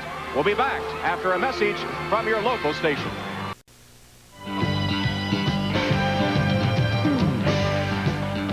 Hello, everybody. I'm Ahmad Rashad along with Gail Gardner and Paul McGuire. Now, before we go any further, let's get you caught up on some scores around the league at some of these games are at the half. First of all, Cincinnati at New England. Let's get right into the highlights. Cincinnati trying to improve their record to 7-0, but New England not hearing any of that. Patriots' Doug Flutie warming up, trying to redeem himself from last week. Early on, the Patriots capitalized on an interception of Boomer Esiason. Robert Perryman leaps into the end zone, but he's hit by Leon White. Fumbles. The ball's recovered by John Stevens for a touchdown. New England led at that point 7-0. Now here, Boomer Esiason throws his second interception of the day. Patriots' Fred Marion picks off the pass in the end zone. Replay officials let the play stand despite Bengals' claim that Chris Collingsworth wrestled the ball away. They're at the half, and New England is leading that game 14-0. Boomer Esiason having a rough day. He has 4 interceptions, and the Bengals have also fumbled once. Now, Houston at Pittsburgh. Houston has managed to win without Warren Moon, but they get Moon back today, and they're playing a lot better. There you see Bubby Bister in street clothes. He can't help Pittsburgh. For the second time this season, Harry Newsome gets a punt block, this time resulting in a Houston safety. Houston leads at this point 11-0. Now, Warren Moon, shining all over Pittsburgh, hits Ernest Givens for a 43-yard touchdown. At that point, the score was 18-0. Houston, Pittsburgh scored later on. It's 18-7 there at the half. Soldier Field, Dallas against Chicago. Dallas having a rough start this year, and they haven't found the going any easier because Chicago is a very strong team. Chicago leaves, they're close to the half, 17-0. Municipal Stadium, Philadelphia Eagles and the Cleveland Browns have got traded a couple of field goals. Randall Cunningham's not playing very good at this point. Hopefully he'll get better. That's what the Philadelphia fans hope. And RFK Stadium, Phoenix, surprising leader in the NFC East, going against the Washington Redskins. But it appears that the Washington Redskins are hit their stride. They're leading 23-10. They're close to the half. Mark Ripien has thrown for 3 touchdowns, 1 to Gary Clark and 2 to Art Monk. It appears that the Redskins may be back, Gail. They might very well be. They're always back at RFK, though, you know. We're going to talk about a game that some of you are watching right now. The Raiders and the Kansas City Chiefs at Arrowhead. Only the second time in the 80s that they've had a sellout at Arrowhead. And part of the reason, of course, is Bo Jackson, the Royal star, starting for the Raiders this afternoon. 9 for 47 yards in the first half. His 11-yard pickup. They led 14-0. But Steve DeBerg comes back as he hits Paul Palmer slanting over the middle. The former Temple star goes 48 yards. The Raiders lead 14-7 at the half. In other games, the Giants playing the Lions, and the Giants continuing to struggle this year. Lions leading at the half by the score of 10-7. Phil Simms 6 yards to Mark Bavaro. Rusty Hilger getting his first start for the Lions.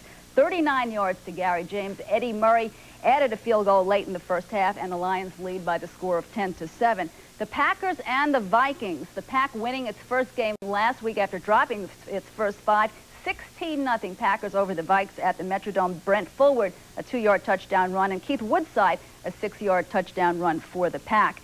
And Tampa Bay playing at the Hoosier Dome, playing the Colts. The Colts leading that one at the half by the score of 21-10. Eric Dickerson with a couple of touchdown runs, one of those for 27 yards. And quarterback Chris Chandler playing for the Colts, a 2-yard run for him. They lead the Bucs 21-10 at the half. Boy, Green Bay, a surprising team over there. They're about to beat my old Vikings. But, Paul, tell me about this. This is a surprise to me. New England Patriots leading the Cincinnati Bengals 14-0 at halftime. I think I jinxed Cincinnati here, Lamont. I'm not sure. Gail, and I apologize to you because I know you love Cincinnati, but, you know, I said that Cincinnati led the AFC in takeaways with 8, plus 8. Not with 8, but plus 8. And New England led the entire National Football League in giveaways with 13. Well, so far, Boomer's thrown 4 interceptions. 3 of them been tipped, okay, legitimate, and then a fumble. And they're only down 14 points. I got to believe that Cincinnati, with the strong football team that they have, can come back in the second half and win this ball game. You said that with, like you were very sure of that. Well, I'm almost positive. By the way, Minnesota just scored. Let's make it 16-7. Oh, very nice. All right, stay with us. We'll be back with more right after these messages.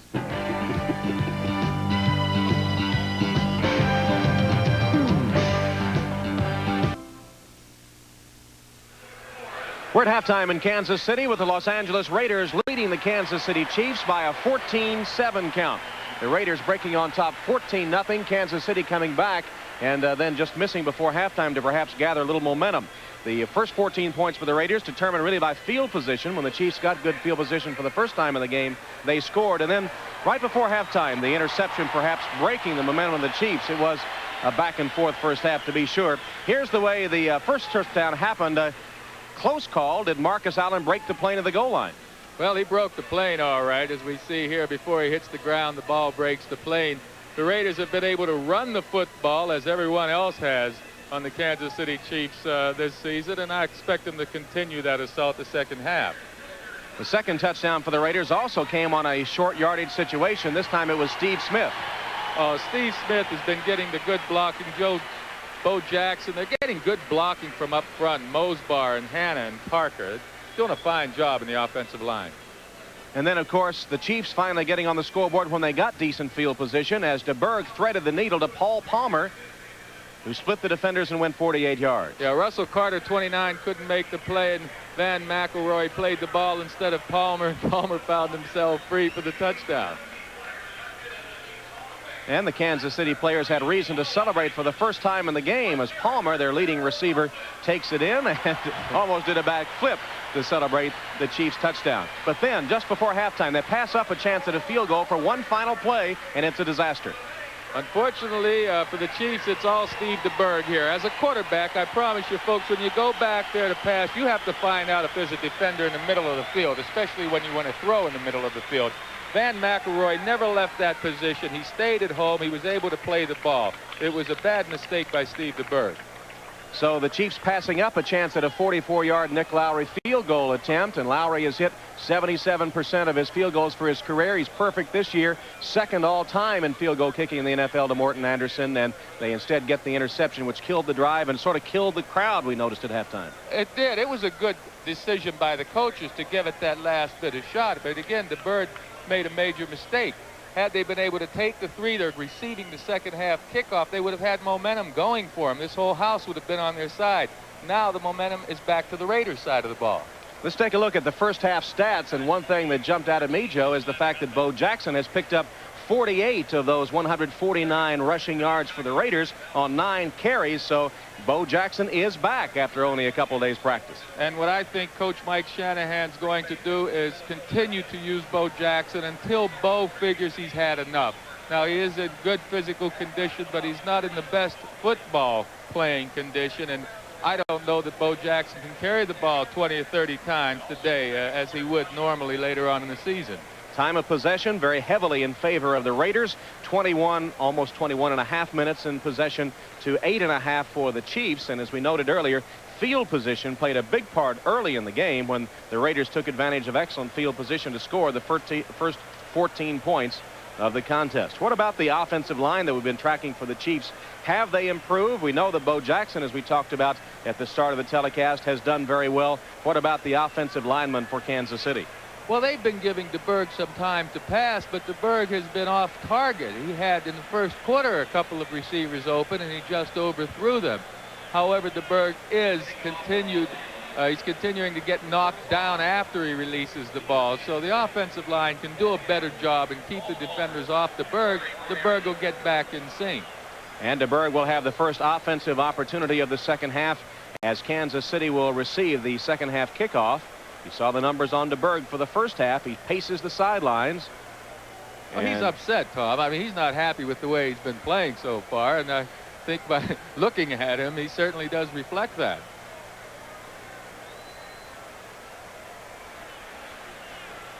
(14-7) the Raiders as Chris Barr tees it up for Los Angeles. And this kickoff sponsored by Budweiser, the king of beers. Barr and the Raiders leading 14-7. Paul Palmer is deep for the Kansas City Chiefs. And the ball blows off the tee. For the most part, the wind has not been a factor here at Arrowhead Stadium today, but a little breeze made Barr tee it up again. Now we're ready to go.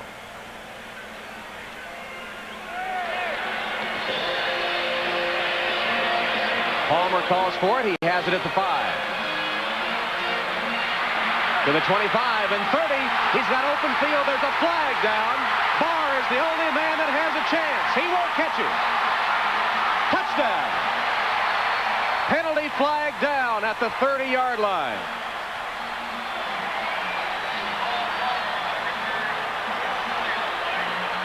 It's going to be against Kansas City. It's going to nullify the touchdown. 95-yard return by Palmer for naught.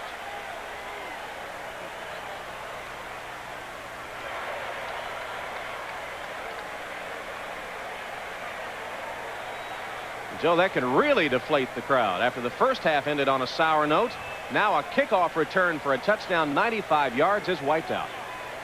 Yeah, that's disappointing for the home crowd here, but hey, Kansas City just has to go to work now and try and get the crowd back into the game. You know, they didn't get the touchdown.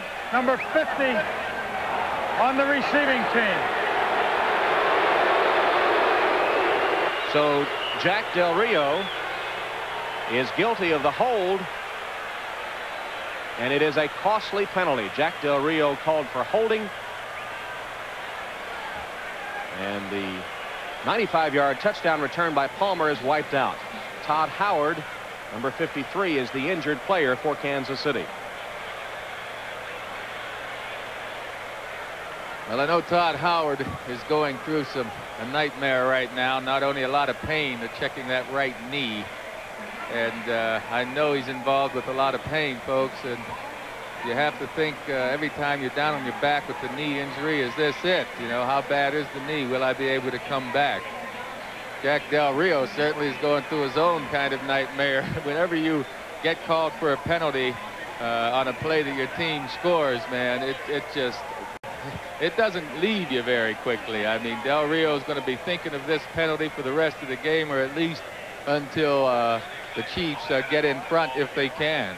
Del Rio looking for a place to hide. A Southern California football player, played at the University of Southern California, played on the baseball team at USC with Mark McGwire, who will be taking on the Dodgers along with his A's teammates tonight at Dodger Stadium. You can see the second game of the series here on NBC. Del Rio guilty of the hold that nullified a 95-yard touchdown return of the kickoff by Paul Palmer. They're going to call the card out to get Todd Howard off the field. Howard is a 2-year veteran out of Texas A&M, a former third-round draft choice, who's been the leading solo tackler on special teams for the Chiefs the last couple of years. I wonder why we see so many knee injuries in football. Well, it just wasn't designed to play football. Your leg is straight, it bends, but it doesn't bend sideways. And when you get hit, say on the outside of your knee on the right side or on the inside of your knee, you're going to stretch some ligaments or tear some ligaments. And the injuries continue to mount for the Chiefs. One of the injuries that occurred in the first half was to Rich Baldinger, the starting left guard. He came back in after suffering a neck burner, but as we start the second half is replaced by Brian Joswiak. Frank Gans is about to run out of players. And he's got to be wondering, what does it take to get on the scoreboard? I mean, they get in position for a field goal, and DeBerg has the interception late in the first half. That's happened to him earlier in the season. Kansas City had stopped a couple of scoring drives inside the opponent's territory with interceptions, and now you have a kickoff return all the way for a touchdown, and Del Rio's called for holding. So Gans has got to be a bit frustrated. 14-7 as we begin the third quarter at Arrowhead Stadium before a sellout crowd of 78,000. Only the second sellout in the 1980s here at Arrowhead, at least one that was completed in time to lift the... Gans has got to be a bit frustrated. 14-7 as we begin the third quarter at Arrowhead Stadium before a sellout crowd of 78,000. Only the second sellout in the 1980s here at Arrowhead, at least one that was completed in time to lift the local television blackout. Handoff to the up back of Koye as the Chiefs go to the ground on their first possession of the second half, and Okoye takes it for 5 yards to the 20, where he's stopped by Lyndon King. Okoye at 253 pounds is really a load to bring down. I wouldn't want to get in front of him. He makes a couple of these yards just on his own strength here. He's tripped up, but look how he keeps fighting forward for that yardage. Give him 6 on that carry. It's 2nd and 4 for the Chiefs. Okoye again lowers his head, keeps the legs going, and takes it to the 25-yard line, close to a first down. Bill Pickell finally manages to get Okoye down. But what the Chiefs have done now is they've put themselves in a short yardage situation with an offensive line that hasn't been able to block in a short yardage situation. And I would guess that they try to go to the big back again, Okoye, to try and get the 1 yard or less that they need. In fact, it's only inches short of the first down. 3rd and inches for the Chiefs.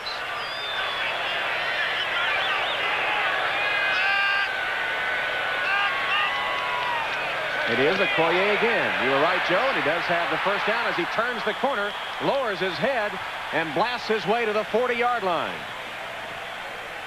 Well, in addition to that 253-pound bulk, he has the speed to turn the corner as he did then. Sure, that's what we talked about earlier. He's so important to this offense because he has the speed to be able to get outside as a ball carrier, plus as a blocker. He can block on the corners. But here it's all running, and Van McElroy, I promise you, doesn't like to see that big back coming free in a one-on-one situation with him.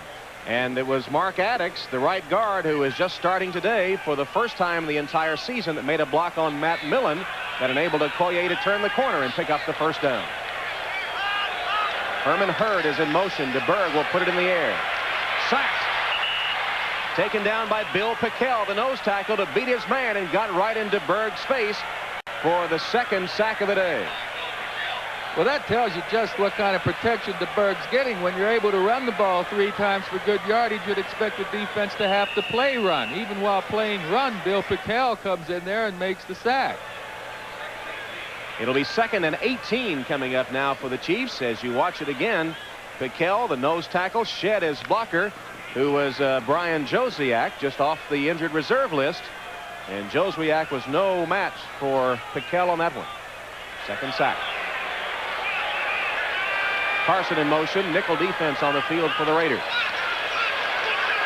DeBerg lets it go. Penalty marker down. Carson across the 40 to the 42-yard line, short of the first down, as DeBerg flat on his back again. This time Jerry Robinson got to him just as he released the ball. It'll be an offside call against the Raiders. Well, I don't want to sound redundant, folks, but I promise you this quarterback continues to get knocked down. This time from Jerry Robinson, his left side, and the more quarterback gets knocked down, the earlier he's going to pull that trigger, want to get rid of the ball, and the passing game's timing is going to suffer. Last year, I think Bernie Kosar of the Browns bought his offensive lineman a case of champagne each. What do you think that DeBerg is going to give his offensive line? It won't be any Offside, champagne. 29, defense, penalty is declined, 3rd down. Russell Carter guilty of the offside against the Raiders. I think DeBerg's going to give his offensive line a good kick in the backside if they don't start giving him better protection. Well, it's trick or treat time soon, and it's been a trick on DeBerg so far today. He's been flat on his back even when he's delivered the football. 5-yard penalty sets up a 3rd and 8 now for Kansas City as they step off 5 against the Raiders. 6 defensive backs in for Los Angeles. From the 42-yard line, Saxon in motion. Bad snap. DeBerg picks it up and lets it go. Incomplete. Saxon dropped it. He would have had the first down after a great recovery by Steve DeBerg. Well, that possession was an entire comedy of errors. DeBerg makes a nice catch, and he smartly gets rid of the ball to the open receiver, but Saxon forgets to make the catch. He would have had the first down, certainly, easily. Instead, it'll be Goodburn in punt formation. Under pressure, Goodburn got it away. Kicks it away from Tim Brown. There's a flag down. The ball goes out of bounds, and maybe Goodburn was rushed and roughed. Let's see. It will be a penalty against the Raiders for either running into or roughing the kicker. Well, it's entirely up to the referee to determine whether it was simply running into the kicker, which gives a 5-yard penalty and not an automatic first down, or roughing the kicker, which has an automatic first down with it. Bob McElwee trying to sort it out and getting some lobbying from the Raiders. Todd Howard, who was taken from the field a few moments ago of Kansas City, has a right knee injury and is out for the remainder of the game.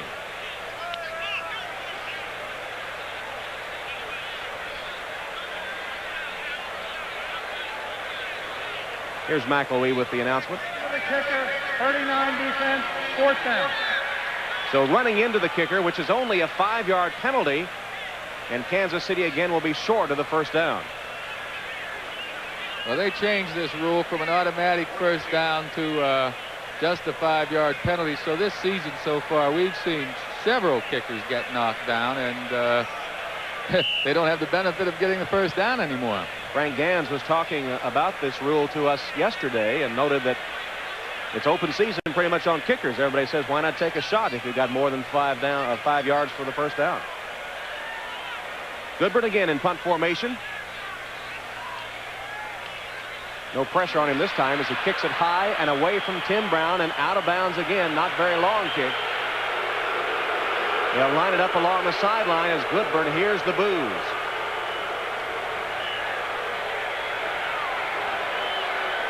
When they finally mark it, it'll be about a 27-yard kick off the foot of Kelly Goodburn. And the Raiders have good field position when we come back.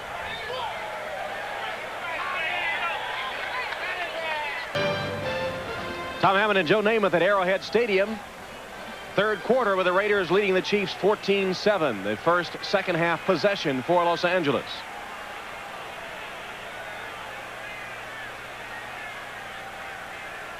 Schrader on the play action pass. Ball is tipped and it falls incomplete. Neil Smith, 6'4", 270 pounds. The rookie out of Nebraska, the first-round draft choice of the Chiefs, got a big paw up there to knock Schrader's pass away. Look at this, New England shutting out the previously unbeaten Bengals in the third quarter. Warren Moon is back for the Oilers. Business as usual for the Bears. Don Strock, the oldest quarterback in the NFL, has a touchdown pass for the Browns. Mark Ripien has 3 TD tosses for the Redskins. Second and 10. Pitch it to Jackson. Jackson across the 30 to the 31-yard line. Got 3 or 4 yards. That puts him over 50 for the day. Mike Bell making the tackle for Kansas City. Green Bay still holding the lead over Minnesota. Now that has to be a surprise.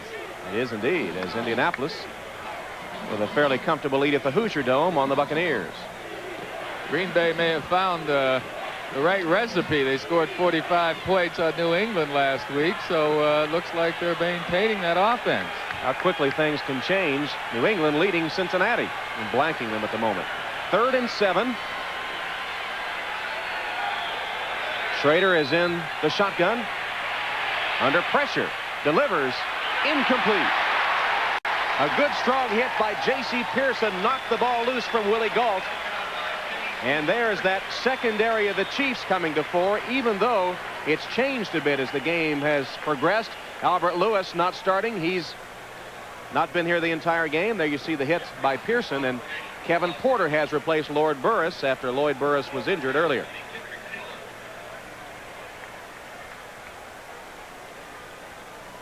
That's Gault, who took that tough hit from Pearson.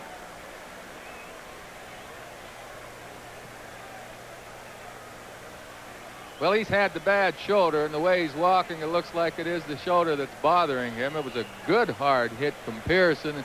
Ball should have been caught, but with that kind of hit, you got to give credit to Pearson. Jeff Gossett in punt formation for the Raiders.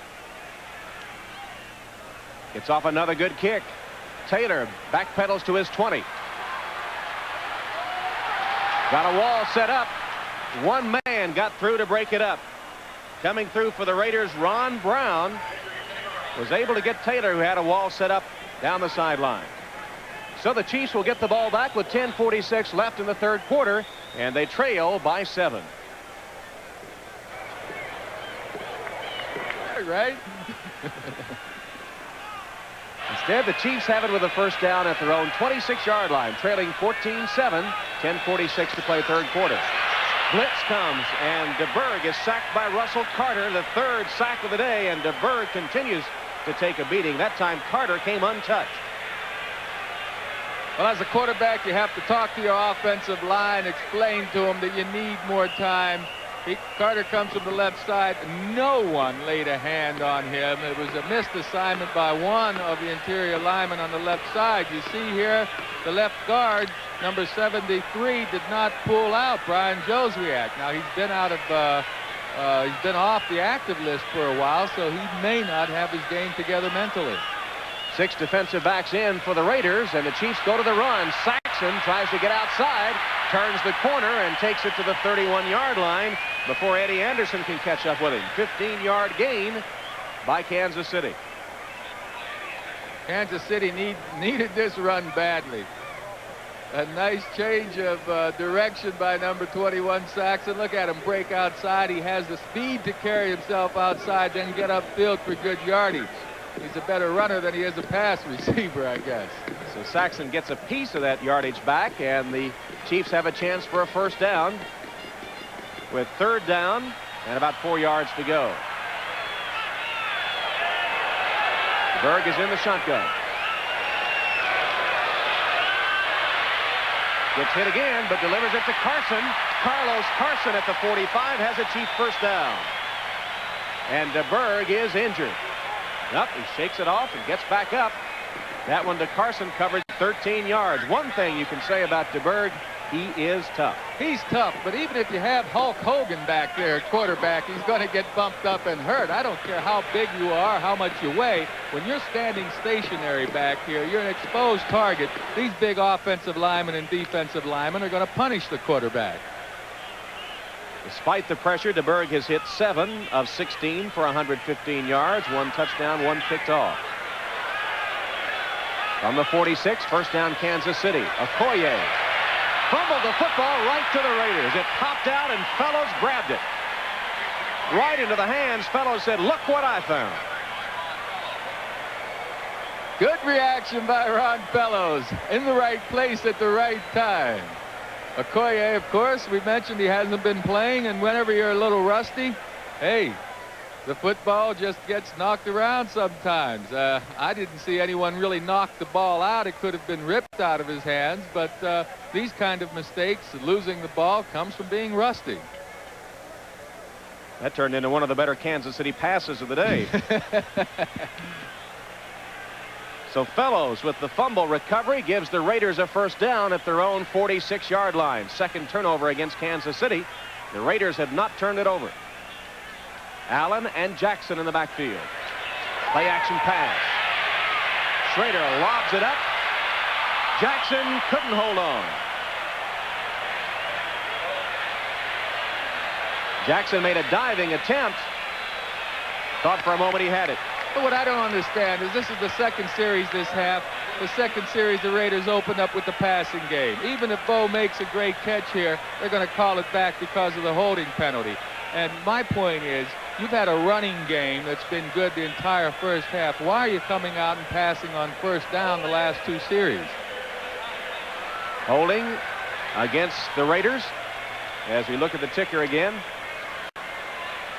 Todd Blackledge, by the way, the former Chief, had a touchdown pass for the Steelers. And Rusty Hilger, the former Raider quarterback, had one for the Detroit Lions.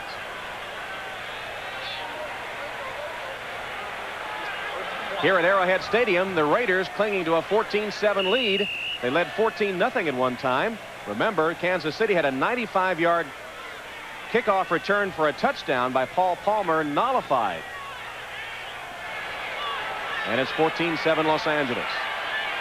1st and 20 for the Raiders. Tim Brown is in motion. Schrader.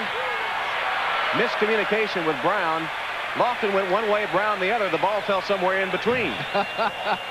Schrader had both of them open that time. Both Lofton crossing the middle and Brown out in the flat, but Schrader just misfired. Here you see Lofton, number 80, wide open. On the right side, we can't find Tim Brown, but look how far the ball is going behind Lofton. Maybe, or in front of Brown. or in front of Brown. Maybe Schrader thought Lofton would stop. I don't know, but it was certainly an inaccurate pass. 7 of 15 on the day, Jay Schrader, for 68 yards. 2nd and 20. Schrader across the middle. This one is complete. Tim Brown makes the catch, but it'll be about 10 yards short of the first down. 14-7, the Raiders in front. Let's go to Gail Gardner for an update at NFL Live. All right, thank you, Tom. At Foxborough, the Bengals finally get on the board. They had 4th and goal from inside the 1. Pats fans making so much noise. They held up this play for 6 minutes. Finally got it off. Ickey Woods goes in, and that cut the Pats lead to 20-7. Let's go back to KC. Where the Raiders are in front of the Chiefs 14-7. A penalty against the Raiders has moved the ball back even further. There's Bob McElwee, the referee on today's crew.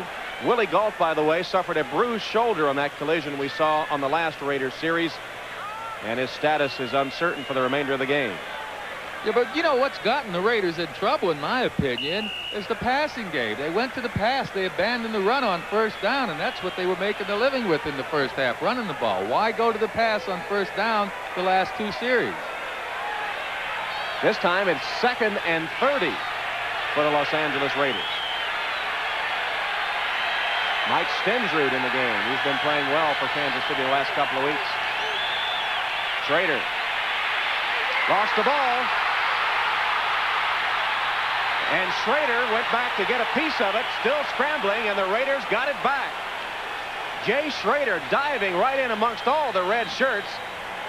Neil Smith knocked it free, but Schrader got it back. There's Neil Smith, number 90, who knocked the ball loose. Well, I promise you one thing. If the Raiders get out of this, the next series, they're going to come back with the running game. They're not going to open up with the passing game. Good play by the rookie, Neil Smith, to knock the ball loose, and then an offensive lineman gets in there for the Raiders to recover it. Yeah, I thought it was Schrader, but it was Mosbar that got it back. Mosbar got it. Well, the Raiders' passing game has been steadily going in reverse here. They're all the way back now to the 12-yard line. 3rd and guess what? Almost 50 for a first down.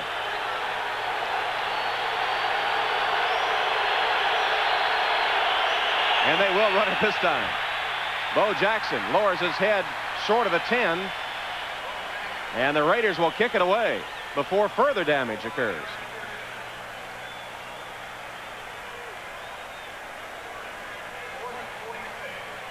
There's Gossett. Done a good job kicking today.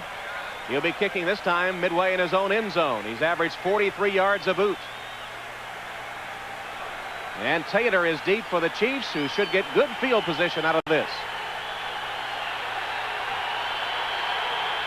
Gossett kicks it in a hurry. And a good kick. Taylor to his own 40. Stacked up at midfield. 50-yard kick by Gossett. Taylor brought it back 10 before he was tackled by Reggie McKenzie. Good field position for the Chiefs. They trail the Raiders 14-7.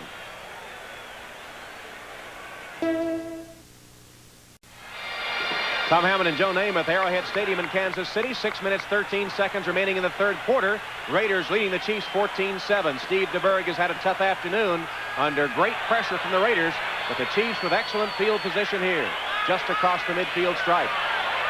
Herman Hurd hurdles tacklers and lands at the 44-yard line where he's covered by Piquel and Wise.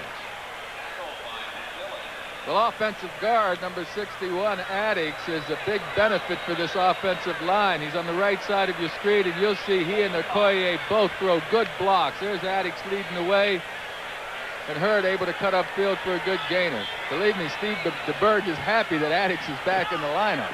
2nd and 5 for Kansas City. Okoye picks his way. He's got a first down. Keeps the legs pounding ahead and crosses the 35 to the 34. Van McElroy stops him there. Addix again on a good block, that time to spring Okoye. Number 61 on the left side of your screen here, coming right at us.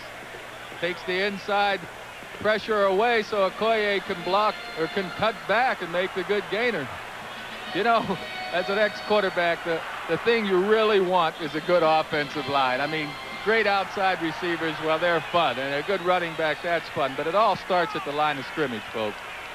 First down for the Chiefs. They're driving at the Raider 34. Again on the ground to Hurd. Hurd straight ahead to the 30. Got about 5 yards before Bill Piquel pinned him. Well, the Chief running game, which has not scored a touchdown all season, is moving the ball against the Raiders here. Well, the Raiders, without their best defensive lineman, Howie Long, is, well, they're having a tough time stopping the run right now. If Howie Long were in there, I'm sure they'd do a better job. 29 quarters the Chiefs have gone without a rushing touchdown. DeBerg is sacked. Another sack for the Raiders, and Mike Wise gets credit for this one, and the question begs to be asked, Joe, when you're running the ball at 5 and 6 yards a clip, why do you pass? I guess you're trying to fool the opposition. Meantime, of course, I would have stayed with the running game, but the fellow who really makes the play here, aside from Wise, is Van McElroy back there in the secondary. DeBerg was ready to fire the ball, but McElroy stepped in front of the receiver, and he had to eat it. Mike Wise with his 2nd sack of the afternoon and his 3rd of the season. 3rd and 14. DeBerg got Carson. Incomplete. McElroy and Fellows combined on the coverage. It looked like Carson had room, but the Raider defense recovered, and it brings up 4th down. When a team can't win games, when they're losing tight games, it's because they're not getting big plays from a group of people. Here the ball's put perfectly. I mean, it's in the right spot to your best receiver, Carlos Carson, and he drops it. DeBerg has to be disappointed with that. Goodburn will punt for Kansas City. Tim Brown is deep, but I don't imagine he'll field this one. He'll just let it go. Hits it about the 4 and bounds into the end zone. So a touchback, and the Raiders will have it with a first down at their own 20-yard line. 3 minutes, 40 seconds remaining in the third quarter as the Raiders continue to cling to a touchdown and extra point lead. Looks like some Bo Jackson baseball fans are in the Arrowhead Stadium crowd today, as Bo's had a big day in his return to football. 11 carries, 53 yards.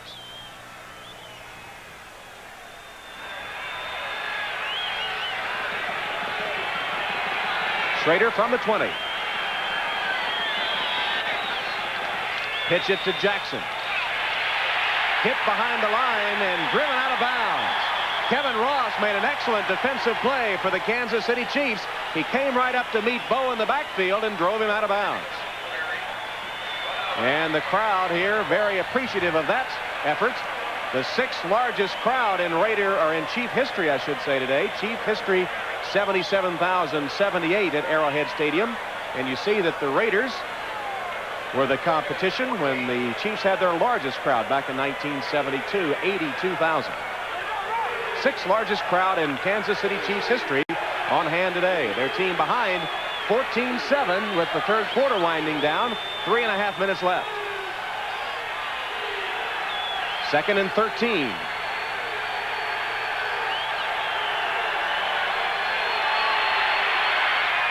Schrader's pass intended for a wide open Mervin Fernandez sails over his head and out of bounds. Schrader missing badly high on that one. Well, he missed badly last week, too, against the Dolphins down the middle. He overthrew receiver for an interception. It seems that when Schrader does miss, he misses by a wide margin and usually with an overthrow. The receiver was open, but he just didn't get the ball to him. Steve Berline signals in the play. What about Schrader's mechanics, his delivery? Well, he doesn't have the cleanest, the shortest delivery. I'm a believer in the bigger the windup, the more arm action, the more room for error there is. I like the quarterbacks to throw from their ear area, like Marino. 3rd and 13 for Schrader here. Pressure, but Schrader has time, but then throws it again, intended for Fernandez, and again off the target. Schrader now 7 of 17 on the afternoon. Yeah, well, this time Fernandez didn't appear to me like he was expecting the pass. Schrader gets good protection and goes down the middle, but Fernandez wasn't looking at the time. He ended up ducking his head. You'd think you'd want to put your hands up rather than duck. Well, neither team will put the film of this game into the time vault. Numerous mistakes on both sides, as you might predict from the record of the two teams. Gossett to punt again. Having a fine day. He's been a bright spot for the Raiders. All the way back to the 30 goes Taylor, and he's dropped there. Quickly downfield was Stephon Adams for the Raiders. Gossett gets off a 53-yarder, and Adams limits the Chiefs to only a 4-yard return. However, there is a penalty marker down. We've been talking about Schrader being off target. But looking at that last play, had Fernandez been looking for the ball a little earlier, I believe he could have made the reception. It appeared that all he had to do was raise his arms and the ball would have been right there. Ineligible downfield on a kick. Number 64. 4th down. So a penalty against the Raiders will nullify the good kick by Gossett. He'll have to do it again. He's kicked 3 over 50 yards today. What's really helped the Raiders so far is they haven't turned that ball over. You know, when you have a close game, usually the team with the most fumbles or interceptions ends up on the short side, and the Raiders have been doing a good job of not giving up the ball anyway. See if Gossett can get off another 50-yarder after he was moved back 5 additional yards from his own end zone. This one not quite as good. There is another penalty flag down. Taylor fumbles but recovers and takes it to the 49-yard line of the Raiders. Penalty markers on the field. Steve Smith will get credit for that special teams tackle. Gossett's punt 44 yards that time. Offside against Kansas City. Yeah, but I think that the Raiders will be happy with this field position. I mean, how many times can you ask Gossett to get a good punt off? He's been hitting them over 50 yards, but a good return to give the Chiefs better field position, an opportunity for a good Offside, return. 33, defense, 4th down. And they're going to ask him to punt it again. So the offside call against Kansas City. Greg Hill called for the offside, and Gossett once again. Well, we'll see if the Chiefs get better field position this time than the 50 where they had it, and the Raiders did the right thing, or if the Raiders do the right thing and back the Chiefs up even farther. I think they're asking a lot of Gossett. There you see the penalty yards. He's getting leg weary by now. Yes, sir. Taylor is at his own 45-yard line, ready to receive the Gossett punt. There he is. This one is not a high kick, sort of a line drive, taken at the 45 by Taylor. Good return to the 40-yard line of the Los Angeles Raiders. So the Chiefs gain about 10 yards on the exchange. Gossett, yes, he was leg weary. That one only 38 yards. And then Taylor brought it back 15 before Andy Parker made the tackle. This telecast presented by authority of the National Football League and intended for the private use of our audience. Any rebroadcast or other use of this telecast without the express written consent of the Kansas City Chiefs and the National Football League is prohibited. This game is the property of the National Football League, the Los Angeles Raiders, and the Kansas City Chiefs. All rights reserved. Kansas City in good shape with a first down at the 40 of the Raiders. Hurd, or was it Okoye? It was Hurd. Bounced off would-be tacklers and got a couple of yards out of it. Matt Millen on the tackle for the Raiders. Here's our 10-minute ticker. Cincinnati closing in on New England. Within 6. Look at that Washington score. Mark Rippon is having quite a day. 4 touchdown passes for the Redskins. Here it's 14-7 Raiders. No scoring in the second half. 2:09 left in the third quarter. Looks like DeBerg is changing the play. Still has enough time. 9 seconds on the play clock. Hands it to Hurd. Penalty flag down. Hurd is to the 35-yard line. A couple of yards on the gain and another penalty. The illegal motion against Kansas City. That's several times that's been called on the Chiefs today. Oh, that drives Frank Gans, the coach of the Chiefs, up a wall. I mean, mental errors are, for the most part, inexcusable. As a coach, you want to drill your team and drill them so they don't make the mental mistakes, missed assignments, going off sides, the illegal procedure calls. And all you can do as a coach, all you can do as a coach is have a lot of repetitions for your offense. You know you're going to get beaten sometimes man-to-man, but don't make the mental mistakes. Gans, the former Navy fighter pilot in his second year as the Kansas City coach. That penalty was against Jonathan Hayes, the backup tight end. Todd Christensen absent from the Raider lineup today with an injury and observing on the sideline here. In fact, the tight end really has not been involved in the passing game for the Raiders. Normally, Christensen is one of the primary receivers. 2nd and 13, nickel defense in for the Raiders. Double wide receivers to either side. DeBerg lets it go in a hurry in the face of the blitz, and it goes incomplete. Eddie Anderson coming from a free safety spot on the safety blitz. Number 33 put the pressure on DeBerg. Well, Steve DeBerg read the blitz, but his wide receiver on the right side, Stephon Page, forgot to read it. Right now, there's no one in the middle of the field, and you see that big area right there. Page, you can see the shadows at the top side of your screen, is continuing on downfield. He's supposed to break that pattern off to a short post. The inside is vacated, and Page didn't read the safety blitz. 3rd down for the Chiefs. 3rd and 13. They've converted only 3 of 9. 3rd downs this game. 6 defensive backs for the Raiders. DeBerg has time. Penalty flag down. The catch is made. Close to first down yardage. Carlos Carson hauls it in. There is a penalty flag on the field. Mike Haynes stopped Carson, but not until he got enough for the first down. And it will be against the Raiders, apparently. You give Steve DeBerg a little time in that pocket, he can throw as well as any quarterback around. And he's a more accurate passer to me than Schrader is, and he's a very smart quarterback. He knows where to go to it. 44 defense. Penalty will be declined. First down. He knows where to go with the ball most of the time, even though he didn't show us that he was too smart there at the end of the first half, Tom, when he threw down the middle. It was intercepted and killed a Chiefs scoring opportunity just before halftime. There's Carson with a first down catch on a clutch 3rd down delivery from DeBerg. Chiefs with a first down at the 28-yard line of the Raiders, looking to tie the game with 1:17 left in the third quarter. Okoye. Greg Townsend makes the tackle after Okoye picked up 5 or 6 yards.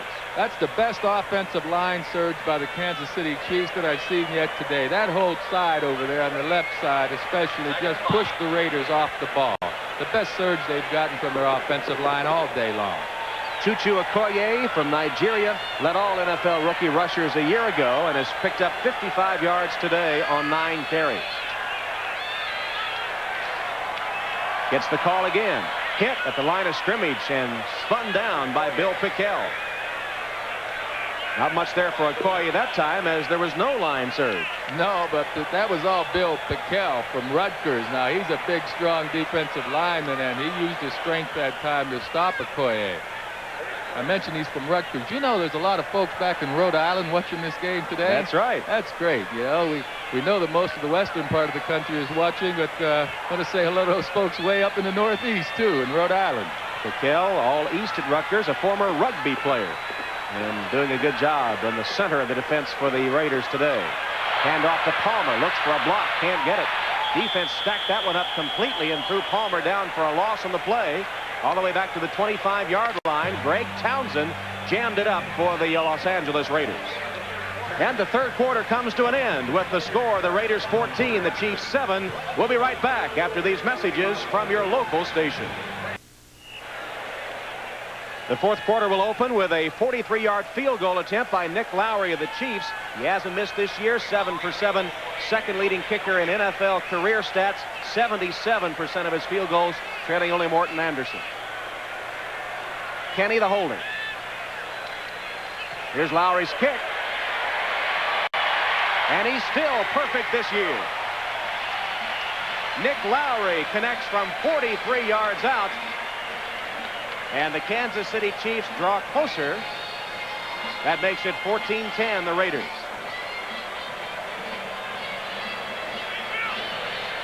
War paint. Celebrating the score by the Kansas City Chiefs before the sixth largest crowd in Arrowhead Stadium history, 77,078.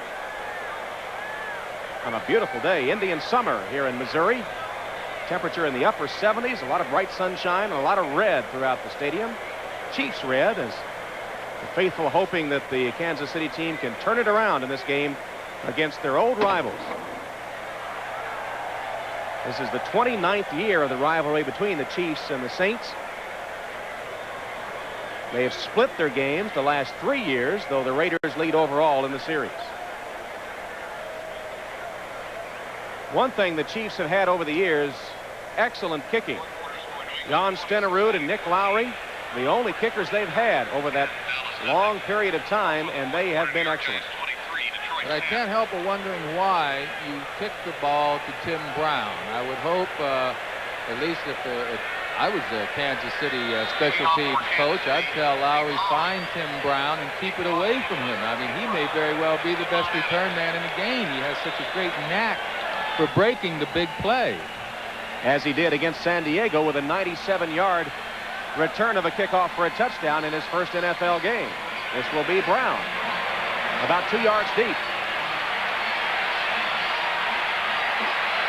Gets outside and brings it to the 25 or 26-yard line, about a 29-yard return after you add it all up. Tim Brown, who leads the NFL in kickoff returns, once again exercising his specialty. Jack Del Rio made the stop for Kansas City. Here are the stats through 3 quarters, Joe. Yeah, I'm surprised that the Raiders' rushing yardage isn't better than that. I thought they were carrying the ball on the ground a lot better in that first quarter and second quarter. Of course, in third quarter, they didn't get a yard on the ground, I don't think. They still lead 14-10. They have not picked up a first down in the second half. Jackson bounces outside, doesn't get much. Wrapped up by Mike Stensrud. Jackson carried for 48 yards in the first half, but held in relative check here in the second frame. Sure, Kansas City can get that rushing defense going with the secondary they have. They can be a fine defensive team. New England scored another touchdown on Cincinnati. Well, the Patriots have been an up-and-down team this season. Hey, Cleveland, 19-3. Philadelphia looked terrific last Monday night. I'm surprised at that score. That's right. Philadelphia looked great, and then they come back, and Cleveland behind Don Strock with a 19-3 lead. 6 yards total offense in the second half for the Raiders, who look for more from Jackson. He's got a first down, and he's to the 38-yard line. Kevin Ross stopped him, but Jackson had a head of steam, lowered his head, and punished the defense. Steve Berline on the field now for the Raiders, replacing Jay Schrader. Well, we didn't get an injury report on Jay Schrader. Possibly the Raiders just feel they need to give him a break, but I can't believe that they're serious about this. I mean, Schrader is the quarterback for the Raiders. Beuerlein, first year out of Notre Dame. Jackson hit behind the line and dropped by Tim Cofield. Beuerlein, 6'2", 205 pounds, a fourth-round draft choice last year. You know, Tom, I just don't like changing quarterbacks at this time unless they have a very good reason, like an injury. I think they've made a mistake taking Schrader out of the game. Beuerlein was on injured reserve all of 1987. Has hit 46% of his passes this season. 5 touchdowns, 2 interceptions. Has been sacked 14 times. 2nd and 13.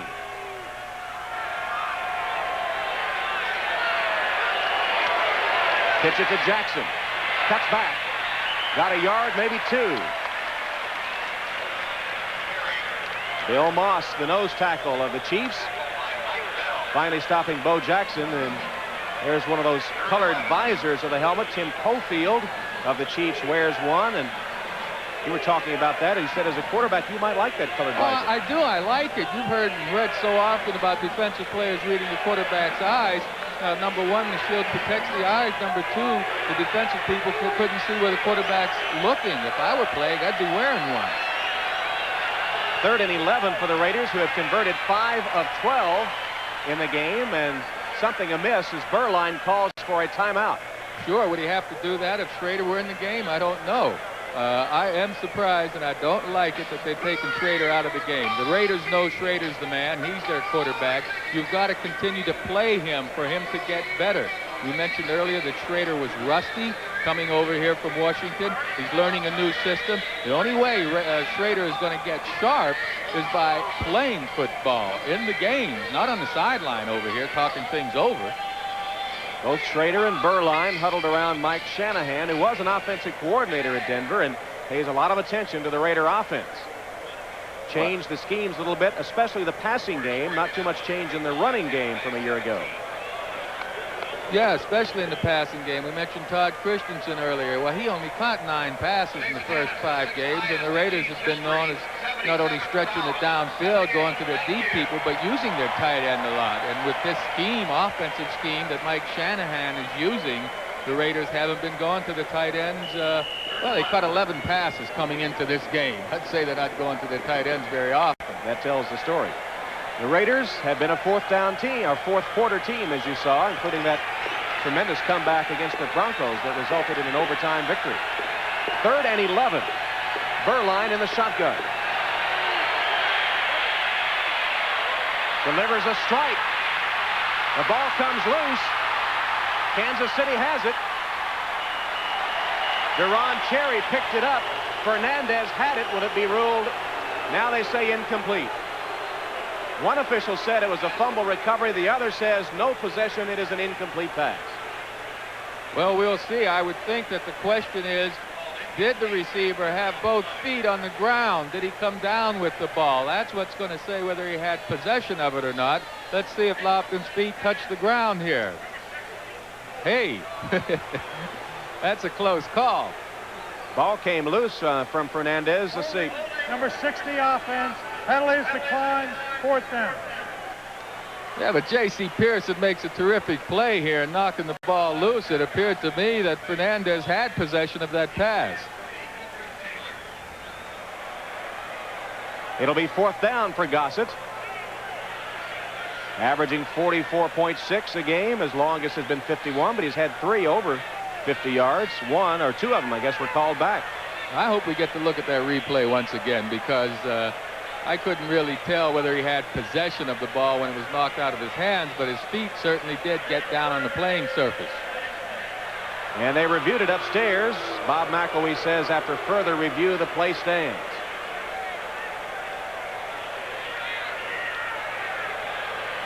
Kansas City will get the ball, but not in Raider territory as they had hoped, unless Taylor can get a good return. Gossett. Another good kick by Jeff Gossett. Off the helmet of Taylor and recovered by the Raiders. Stephon Adams rushing downfield, caught the ball after it hit the helmet of Taylor and the Raiders have a tremendous break on the turnover. I'll tell you, my MVP today so far is Jeff Gossett, the punter. He's kept these Kansas City Chiefs backed up. He hit a long punt here, forced the receiver to back up, and Gossett's been doing the job all day long, as opposed to Goodburn, who's just been getting off some poor punts. Stephon Adams with a good catch just off the turf, and the Raiders will have the ball at the 11-yard line of the Chiefs. You can't help but wonder, if you're a Kansas City fan, why they didn't get the ball on that interception. Here the ball hits. It hit him right in the headgear. Kendrick Taylor he used his head, but I'm afraid it wasn't a good time to use his head. Well, give Gossett credit, because he had backed Taylor up about 20 yards. He'd been backpedaling and really didn't have his body turned properly to make the reception, and muffed it. Beuerlein at the controls. Hands it off to Smith. Smith is stopped at the 9-yard line. He got 2 before Aaron Pearson took him down. We haven't seen much of Marcus Allen in the second half. No, we haven't, and he played well in the first half, not only with his running, but with his blocking, and he made a good catch, too.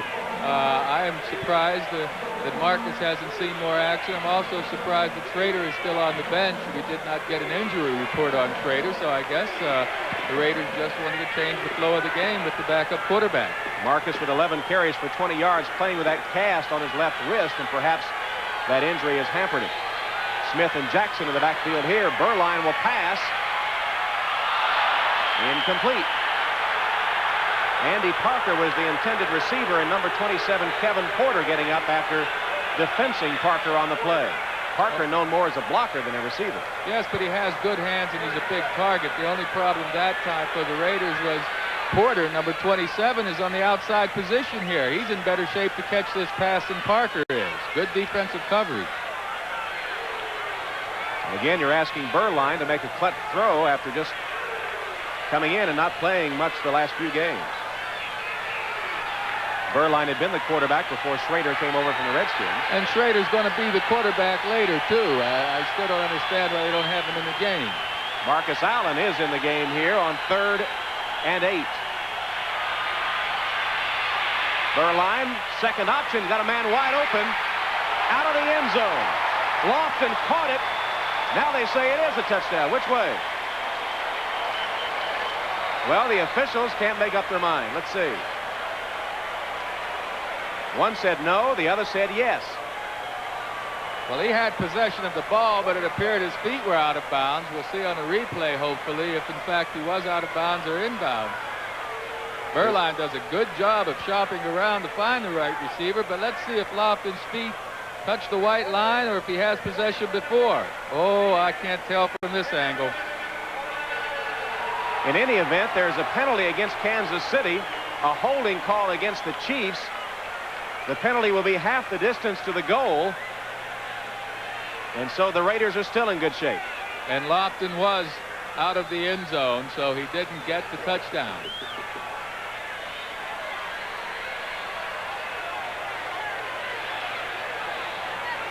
Bob McElwee marks the ball ready for play.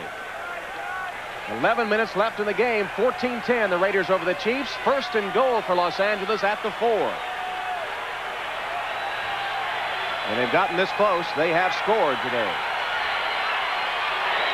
Beuerlein. Pass in the corner of the end zone. And it's complete for the touchdown to Trey Junkin. Again, a late call from the officials, but Beuerlein hit Junkin, who was wide open. He got both feet down in the end zone, and the Raiders take advantage of the turnover to score another touchdown. Yeah, the little play action fake froze linebacker Aaron Pearson just enough for Junkin to get in behind him and make the good catch. You see 96 over at the top of your screen in the chase position. The play action face, and that's what caused it. That's what froze Pearson and enabled Junkin to get open. Chris Barr for the extra point. It's blocked. Mike Stensrud blocks the extra point attempt.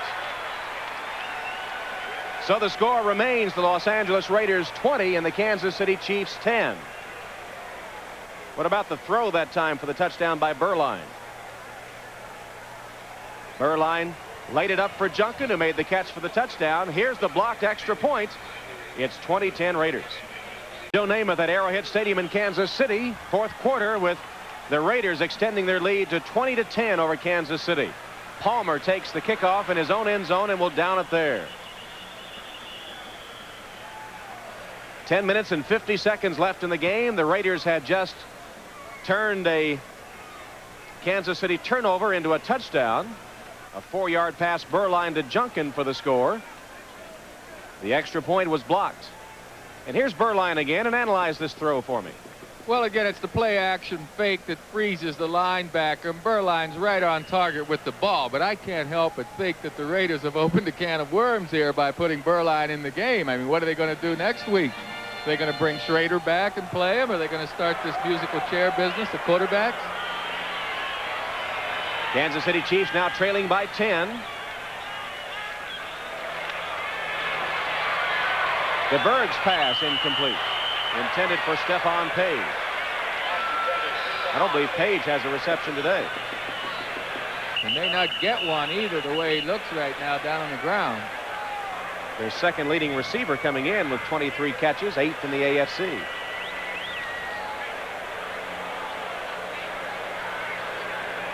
Chiefs have really been going down with regularity this afternoon. Football is a rough game, boy, I tell you. So many bumps, bruises, hard collisions out there. These guys are very special to be able to play this game and not get hurt. You have to be very lucky to play this game and not get hurt. Page on his feet and on his way to the sideline. Apparently not badly hurt. He was the NFL's top scoring receiver back in 85 and 86, 21 touchdowns in that period. And still going strong, 6-year veteran out of Fresno State. DeBerg calling his play for a 2nd and 10.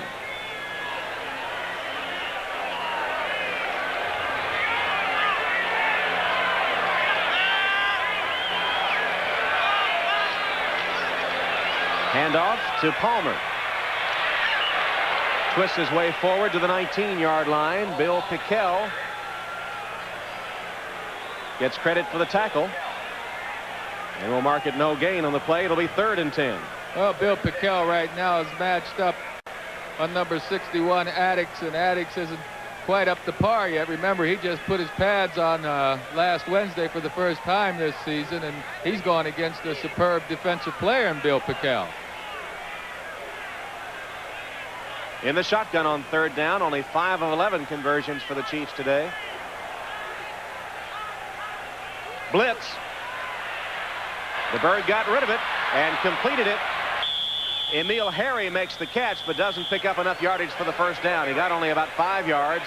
Van McElroy was putting the pressure on DeBerg, who got rid of it, but not enough for the first down. Well, now that's the kind of play I'd go to my coach and say, hey, buddy, we don't want this play in this kind of situation. They came with the blitz, and all we have is a quick out design, and we need 10 yards. We're not going to get it.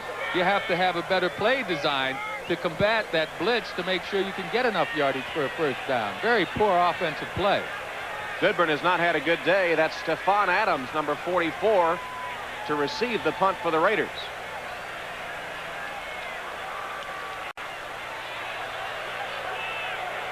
Adams takes it at his 38. Tries to go the other way. Hog-collared and taken down by Lewis Cooper. 39-yard punt, no return after the good tackle by Cooper of Kansas City. 9:09 left, and the Raiders still in front. Fourth quarter with the Raiders leading the Chiefs by a 20-10 count. And Joe, you mentioned earlier we saw that colored visor on the helmet of Cofield of Kansas City, and you said that might be something you'd be interested in as a quarterback. I would be. It protects the eyes and it shields the eyes from the opposition. But Steve DeBerg told me yesterday that because of this slight angle, his depth perception is thrown out of whack. And that's the main reason we don't see quarterbacks right now, or wide receivers for that matter, wearing this shield, because of the angle, and it distorts the depth perception. Couldn't there be something to do to change that angle? I would think so. Why not put the mask on the outside here and you'd have a straighter angle? That way the defense could not read the quarterback's eyes. Here's Bo Jackson for the Raiders. Can't quite get outside. Picks up 3 or 4 yards. The Raider offense, only 18 yards total offense in the second half. Well, again, Berline is the quarterback. Schrader's out of there. I can't see how you can blame Schrader for the play calling. Remember, the play calling is done from the sideline, so the inefficient offense the second half, whenever they tried to throw on first down, I think that was the problem. And now they're using Berline, so they've opened up, as I said, a can of worms here with the musical chairs. Raiders, however, have a 10-point lead with 9 minutes left in the game.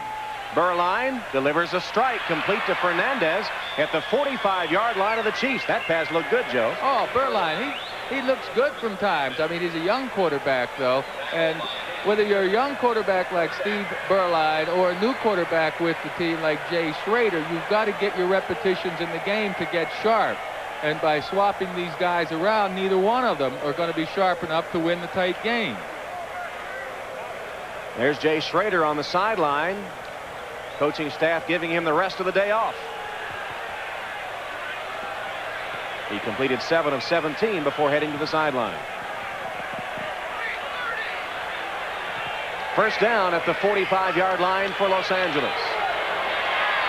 Smith falls forward for about 7 yards. Aaron Pearson on the stop for the Kansas City Chiefs. Cincinnati within 6 once again of the Patriots. Houston on its way to victory, and so is Chicago. And Cleveland, it's got to be considered a big win for the Browns after the Eagles, as you mentioned, had looked so good, and it's a final score 19-3 with Don Strock at the controls. I saw Strock play last week up at Cleveland. He looked good throwing the ball. He was rusty, of course, but he's a smart veteran quarterback that knows where to go with the ball, and Strock can help out and has helped out Cleveland. The injured player here is Steve Smith of the Raiders. There's Smith, number 35. We mentioned once again that Mark Rippon of the Redskins has 4 touchdown passes today as the Redskins are leading. Chiefs today brought back a bunch of their Hall of Famers, you know, and honored them at halftime. And I saw some of my old friends. I saw Otis Taylor before the game with his little Otis, a 4-year-old son. Bobby Bell has stopped by here in the press box, and I can't help but wonder what some of these guys think of the Kansas City Chiefs these days, especially Bobby Bell, the great defensive player, when he sees a defense out on the field that can't stop the offensive run. There are some of the names of the Chief players in the Kansas City Chiefs Hall of Fame. Seeing some of those players, I know, have brought back a lot of old AFL memories for you. Some good ones and a few bad ones. 2nd and 3 for the Raiders. Draw play. Hand is Trahan. Picks up a Raider first down. Tim Cofield got him, but not before he had first down yardage. Steve Strahan, an old Boston College grad from back east. I'm a little surprised he's in the game because Bo Jackson and Marcus Allen have been doing a good job in the first half, but Strahan's a good, steady workhorse for the Raiders. Former MVP in the Cotton Bowl back in 1985 when Boston College played Houston. He had 2 touchdowns in that game. That was only his 2nd carry of the season right there. Now Bo Jackson, the setback behind Berline. First down play. Jackson goes the other way. Manages to spin forward for a couple of yards. Tim Cofield knocking the legs out from Bo Jackson with help from Kevin Ross. Yeah, but what made this play was Angelo Snipes, the linebacker. Jackson starts to his left, but with his quick speed and change of direction, he tries to go back the other way. And there you see Snipes, number 52. The linebacker didn't get pulled out of position. He played the cutback and was right here. There's Snipes, number 52. He's in good position to make the play. Time running out now for the Chiefs. They need a big defensive play, and they need to get the ball back and some points. Clock ticking down toward the 6-minute mark. Kansas City on the short end of a 2010 score. Berline. Flag on the play. The pass is complete to Junkin, who stumbles out of bounds after a gain of about 8. Penalty marker down.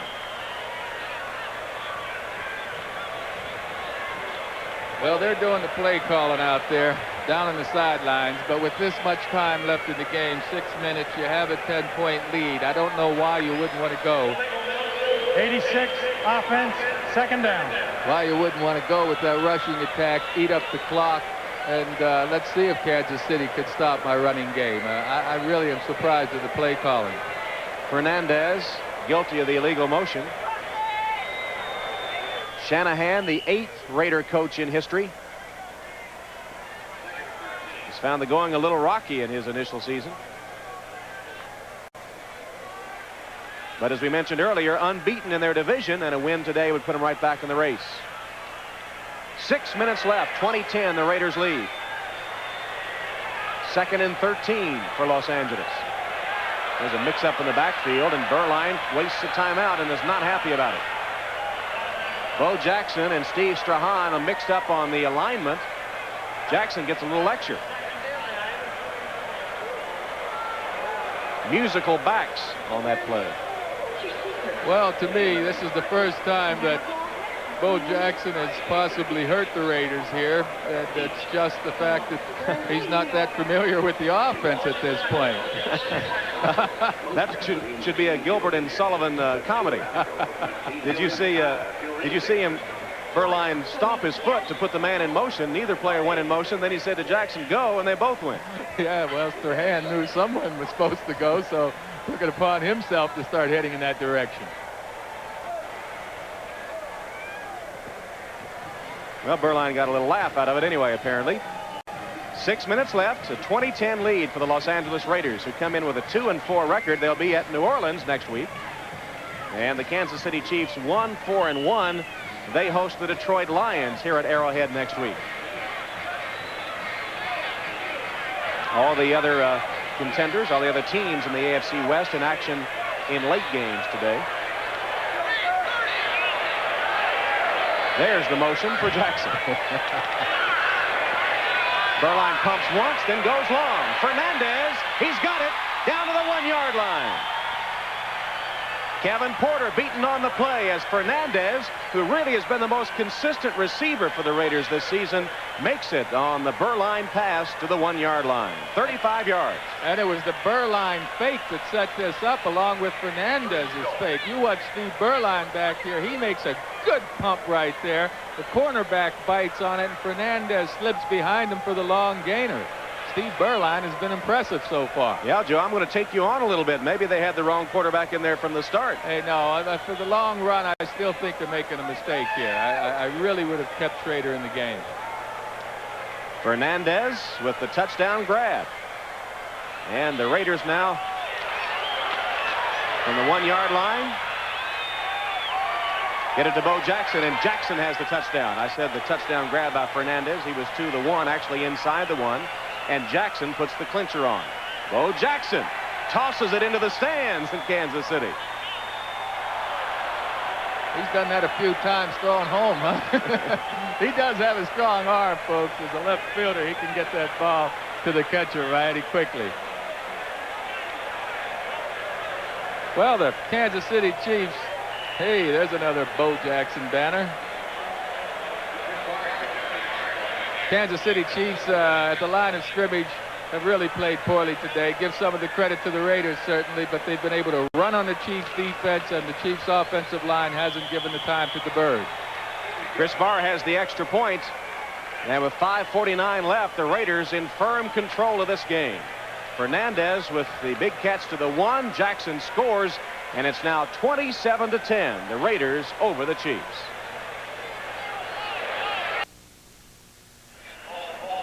Tom Hammond and Joe Namath at Arrowhead Stadium.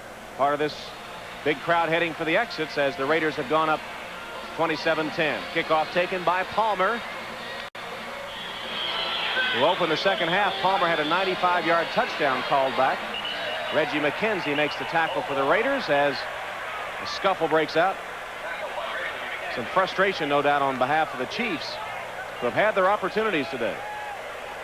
Yeah, and this is the kind of game at this stage that a quarterback doesn't like to get into. I mean, Steve DeBerg's been getting knocked on his backside the entire game. Now the Raiders know that he has to throw the ball, so The Raiders are just going to pin their ears back and come hard for the passer. They won't even care about the run right now. They just want to get back and get on to Berg. Berg has taken hit after hit over the last few weeks. Reminds me of some of those watch commercials where they takes a lick but keeps on ticking. Nice catch on the play by Emil Harry. Passed a little off line, and Harry went off his feet to catch it and close to the first down. It will be. The amazing thing about the Berg is he told us yesterday that as many times as he's been getting knocked down, he's still healthy. He feels good.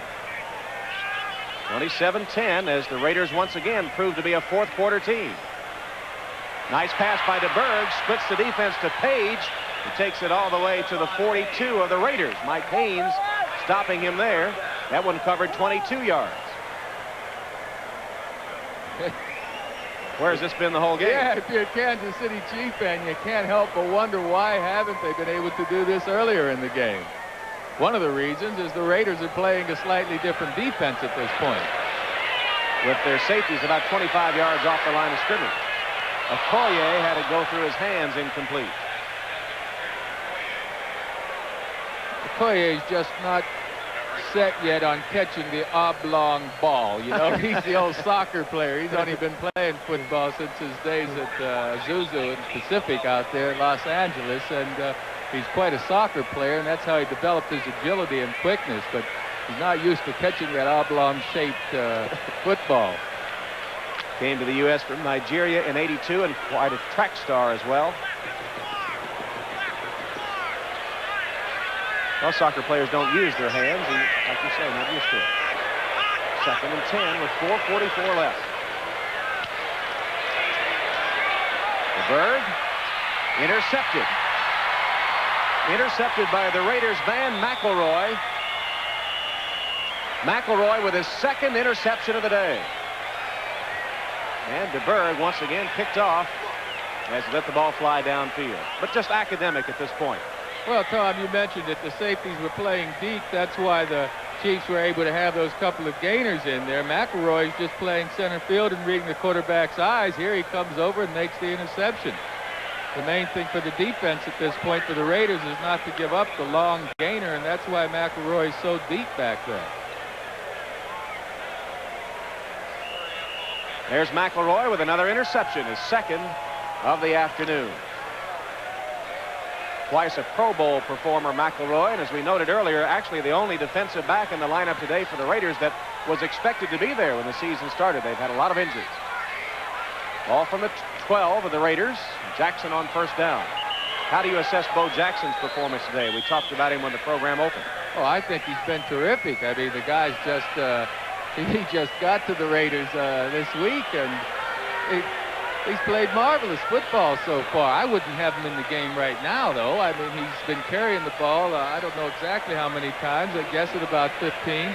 But give him a break now. How much do you want out of him the first time back? I sure wouldn't want to wear him out or risk him at this point of the game. The game is out of hand. I'd go ahead and get someone else in there for him. 21 times Jackson has carried today. Quite a load to shoulder after being back for 3 or 4 days. 10 days ago or so, he was playing baseball. Sure, they don't need him in the game right now. Why risk a man getting tired and possibly getting hurt? I know they want to play him back into shape, but after carrying it 21 times, he's already proven to me he's ready. 57 and 79 total for Bo Jackson.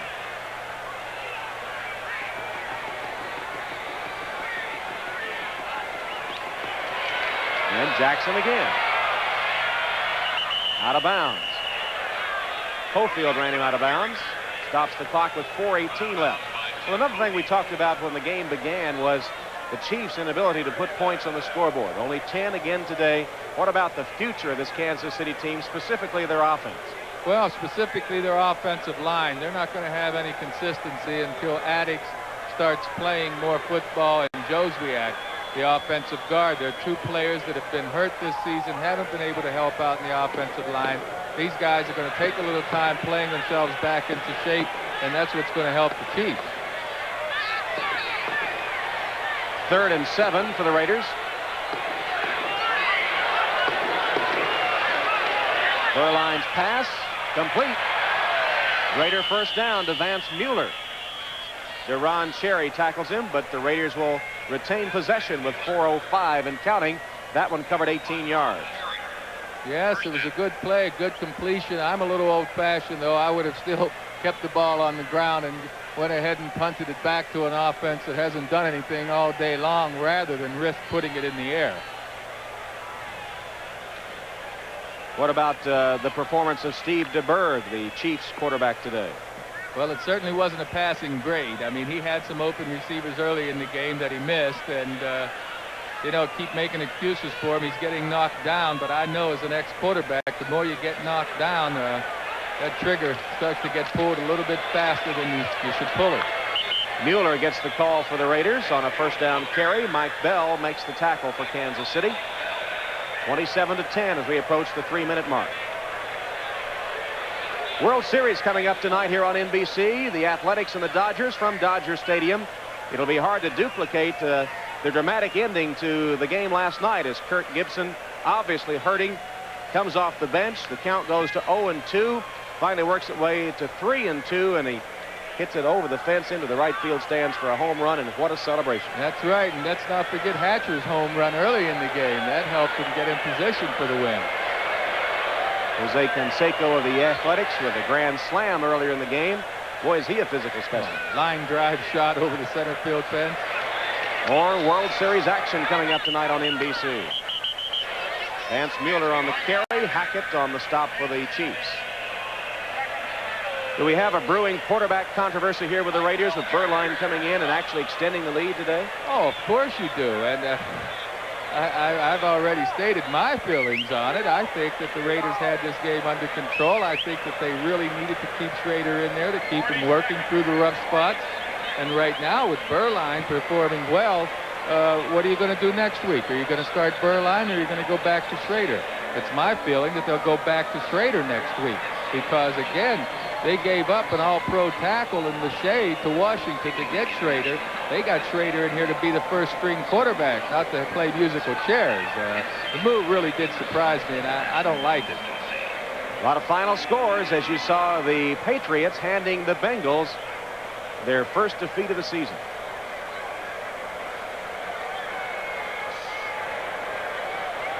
Green Bay looks like the upset there is just about in the books. Indianapolis finally holding on for its second win of the season. 27-10 here with only 2 minutes 32 seconds left. The Chiefs having called a timeout to stop the clock.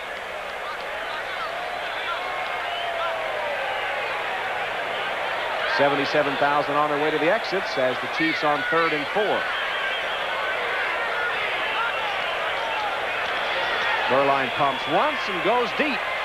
Again intended for Fernandez. Incomplete. That's the same pass that got them all the way to the 1 on their last possession. Beuerlein's not happy with himself because he let go of the ball, and it was a poorly thrown pass, an underthrow to Fernandez, who had outside position. It could have been a big gainer. He gives it a pump once more, and when he lets it go, the ball's wobbling quite a bit, and it's pretty well underthrown. In the meantime, Fernandez nearly makes the catch. He did. Fernandez thought he had it, punished himself. Well, that one was quacking all the way. Looked kind of like a wounded duck. But Fernandez nearly pulled it in. Here's Taylor taking Gossett's punt out of bounds at about the 32-yard line. 42-yard punt by Gossett. Taylor brought it back 12 yards. 2 minutes 15 seconds now on the clock, and the Raiders leading 27-10. On the verge of recording their 3rd win against 4 losses, and Kansas City will go 1-5-1. They'll host the Lions next week, and a tough date coming up for the Raiders, who travel to the Superdome to take on New Orleans. Oh, New Orleans is a very good football team. I'm impressed with them, but the Raiders have certainly helped their situation today. Remember, we said that we feel that 9-7 will probably win that Western Conference, and the Raiders are in position. Well, a loss for Kansas City is going to be tough for them to get into the playoff picture. Shotgun formation, DeBerg and the Chiefs, and the prevent defense on the field for the Raiders. No rush on DeBerg. Completes it to Palmer. Palmer had a touchdown catch earlier. Takes this one out of bounds at the 44-yard line of the Raiders. Palmer adding to his team-leading receiving totals. Tack on 25 yards after that catch. Yeah, but these are the kind of numbers that show up in statistics that are really meaningless. I mean, the Raiders right now are only rushing 3 guys. They're dropping the rest back. They're going to give up the underneath yardage, not the deep yardage. And Palmer can have good statistics with these receptions now, but they don't mean anything. 2:07 left in the game. One more play before the 2-minute warning.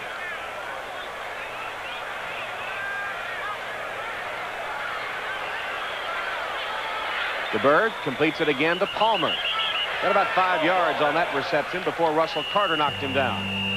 And we've come to the 2-minute warning at Arrowhead Stadium in Kansas City, with the Raiders leading the Chiefs 27-10. Most of this crowd of over 77,000 headed to the exits on a sunny afternoon in Kansas City, as the Raiders are on the verge of recording the victory. All those seats were full earlier. And the fans here in Kansas City really get fired up when the Raiders come to town. These two teams play again shortly, don't they? Yeah, they play in 2 weeks down at Los Angeles. So this win for the Raiders certainly is going to make them feel good about Kansas City coming into town. I'm still curious to see what the Raiders do next week whenever they have New Orleans at New Orleans, if they're going to open up with Berline at quarterback or Schrader. I kind of have a feeling that it'll be Schrader. Kansas City Chiefs today got 13 of 27 for 229 yards from DeBerg. 1 touchdown, but 2 picked off. One of those costly just as the first half came to an end when they might have gotten a field goal. Okoye 54 yards rushing. Palmer's done a good job receiving again, over 100 yards. Lowry, as usual, hits the field goal. Second down play for the Chiefs. DeBerg passes complete to Saxon. Saxon taken out of bounds short of the first down. Actually not out of bounds. The clock will continue to roll. Carter kept him inbounds. And for the Los Angeles Raiders, how have they won the game today? Schrader struggled. Berline came in, hit 4 of 7, including a touchdown. Bo Jackson, a force today, scored a touchdown from a yard out. Total 70 yards rushing. DeBerg's pass complete to Page, who's out of bounds after picking up a first down. Fellows giving him plenty of room. Fernandez, 2 tosses for big yardage, and Gossett, oh boy, has really been the most consistent player on the field today. I think so. Look at that, a 50-plus yard average, and he kept the Kansas City backed up the entire first half, and he just did a great job. I mean, I think Gossett in the kicking game is what gave the Raiders the big edge today. In fact, it was a long Gossett punt that bounced off the helmet of Taylor that provided the Raiders with a turnover that broke the game open. Less than a minute and a half on the clock. DeBerg goes for the end zone. Page is there. He's got it for the touchdown.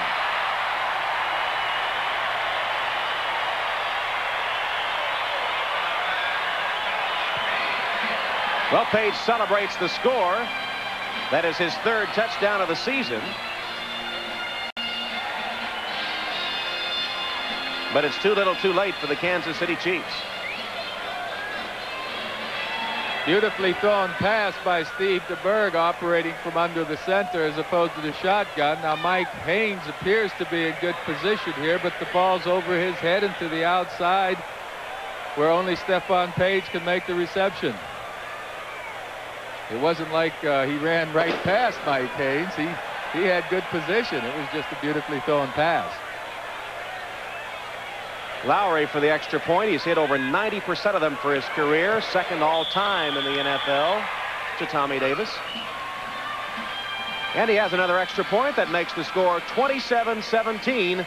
Just a minute 22 left. 1:22 left on the clock. 27-17 the score. The Raiders leading the Chiefs.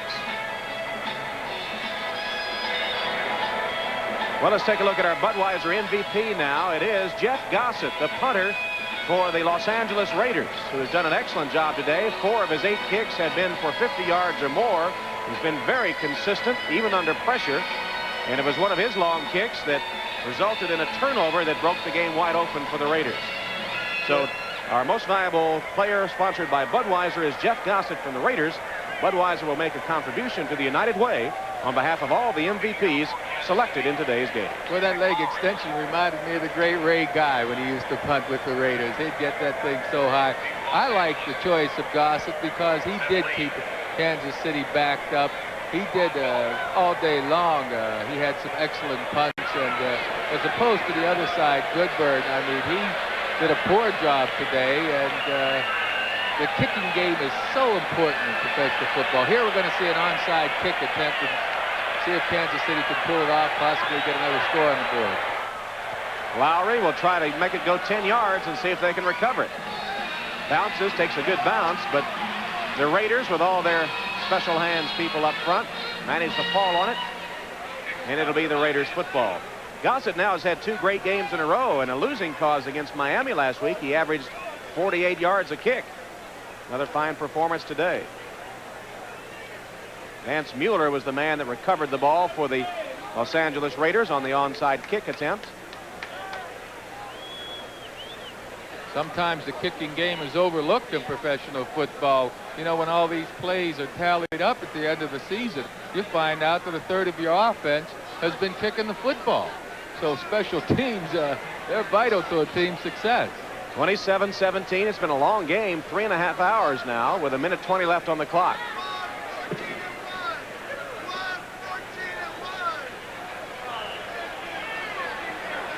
Trying to run out the clock, the Raiders, and head back to Los Angeles with a victory.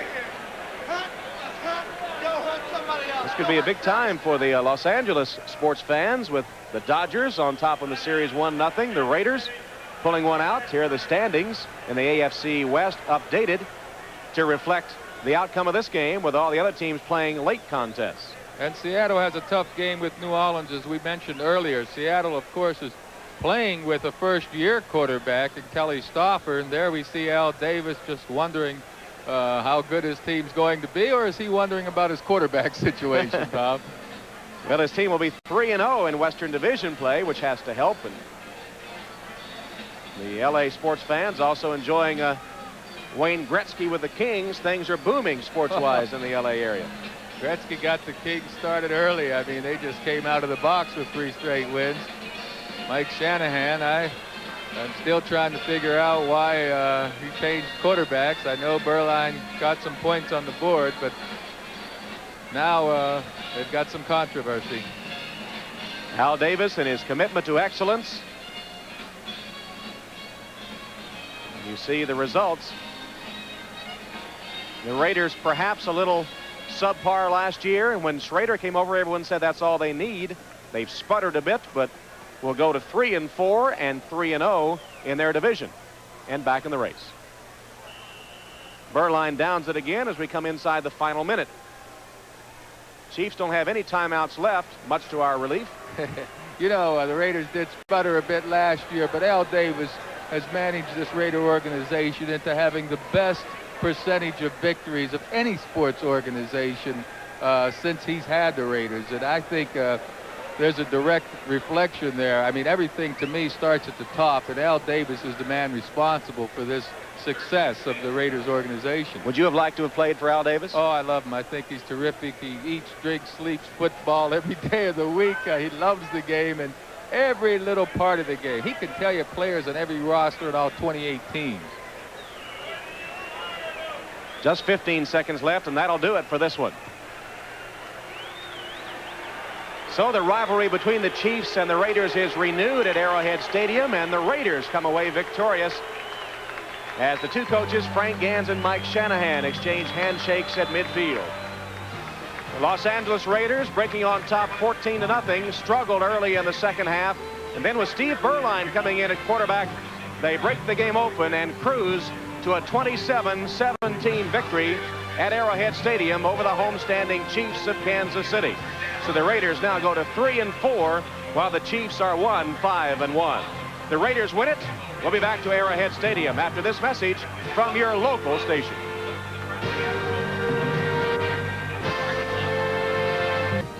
Hello, everybody. I'm Ahmad Rashad along with Gail Gardner and Paul McGuire, and we're going to get you caught up on some of the scores and highlights around the league. First, a big upset in Cincinnati. Cincinnati at New England. New England getting killed last week, and here you see Doug Flutie trying to redeem himself, and he did. This is the way things went all day. Robert Perryman fumbles the ball.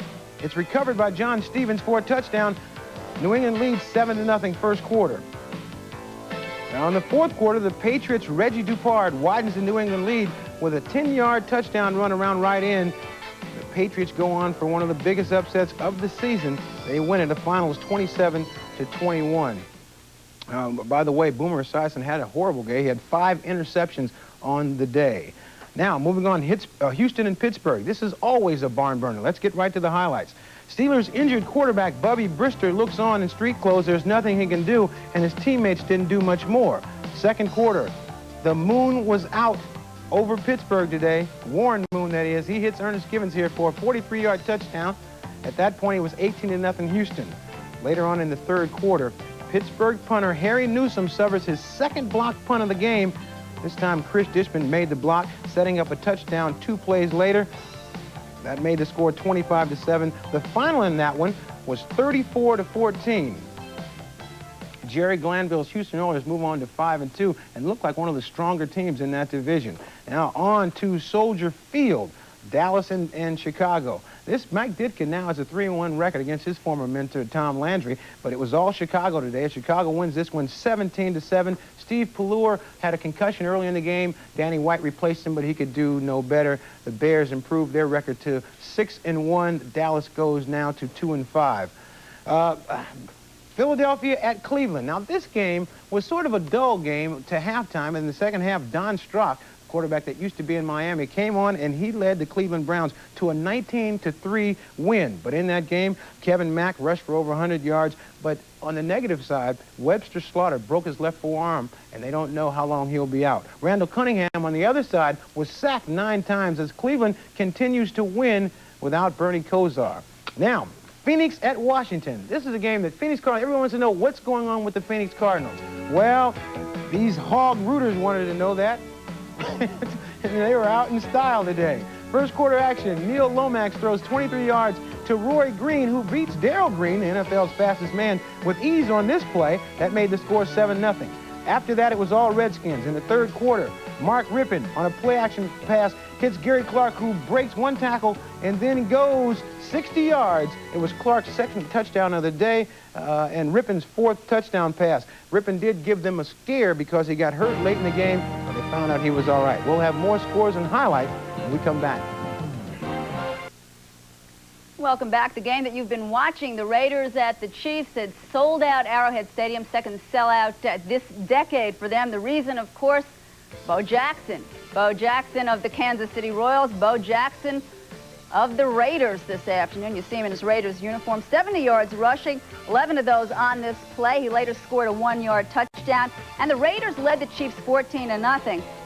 This is a touchdown pass from Steve Berline to Trey Junkin. He replaced an ineffective Jay Schrader. The final score 27-17. The Raiders now 3-4. The Chiefs dropped to 1-5-1. The Lions at the Giants. The Giants coming on a win. Big third quarter by the score of 30-10. Frustration for Bill Parcells early on in this one. Surprisingly, he has the worst rated defense in the NFL, but not on this play. Watch Lawrence Taylor come on in and sack Rusty Hilger. Hilger getting the start for Detroit.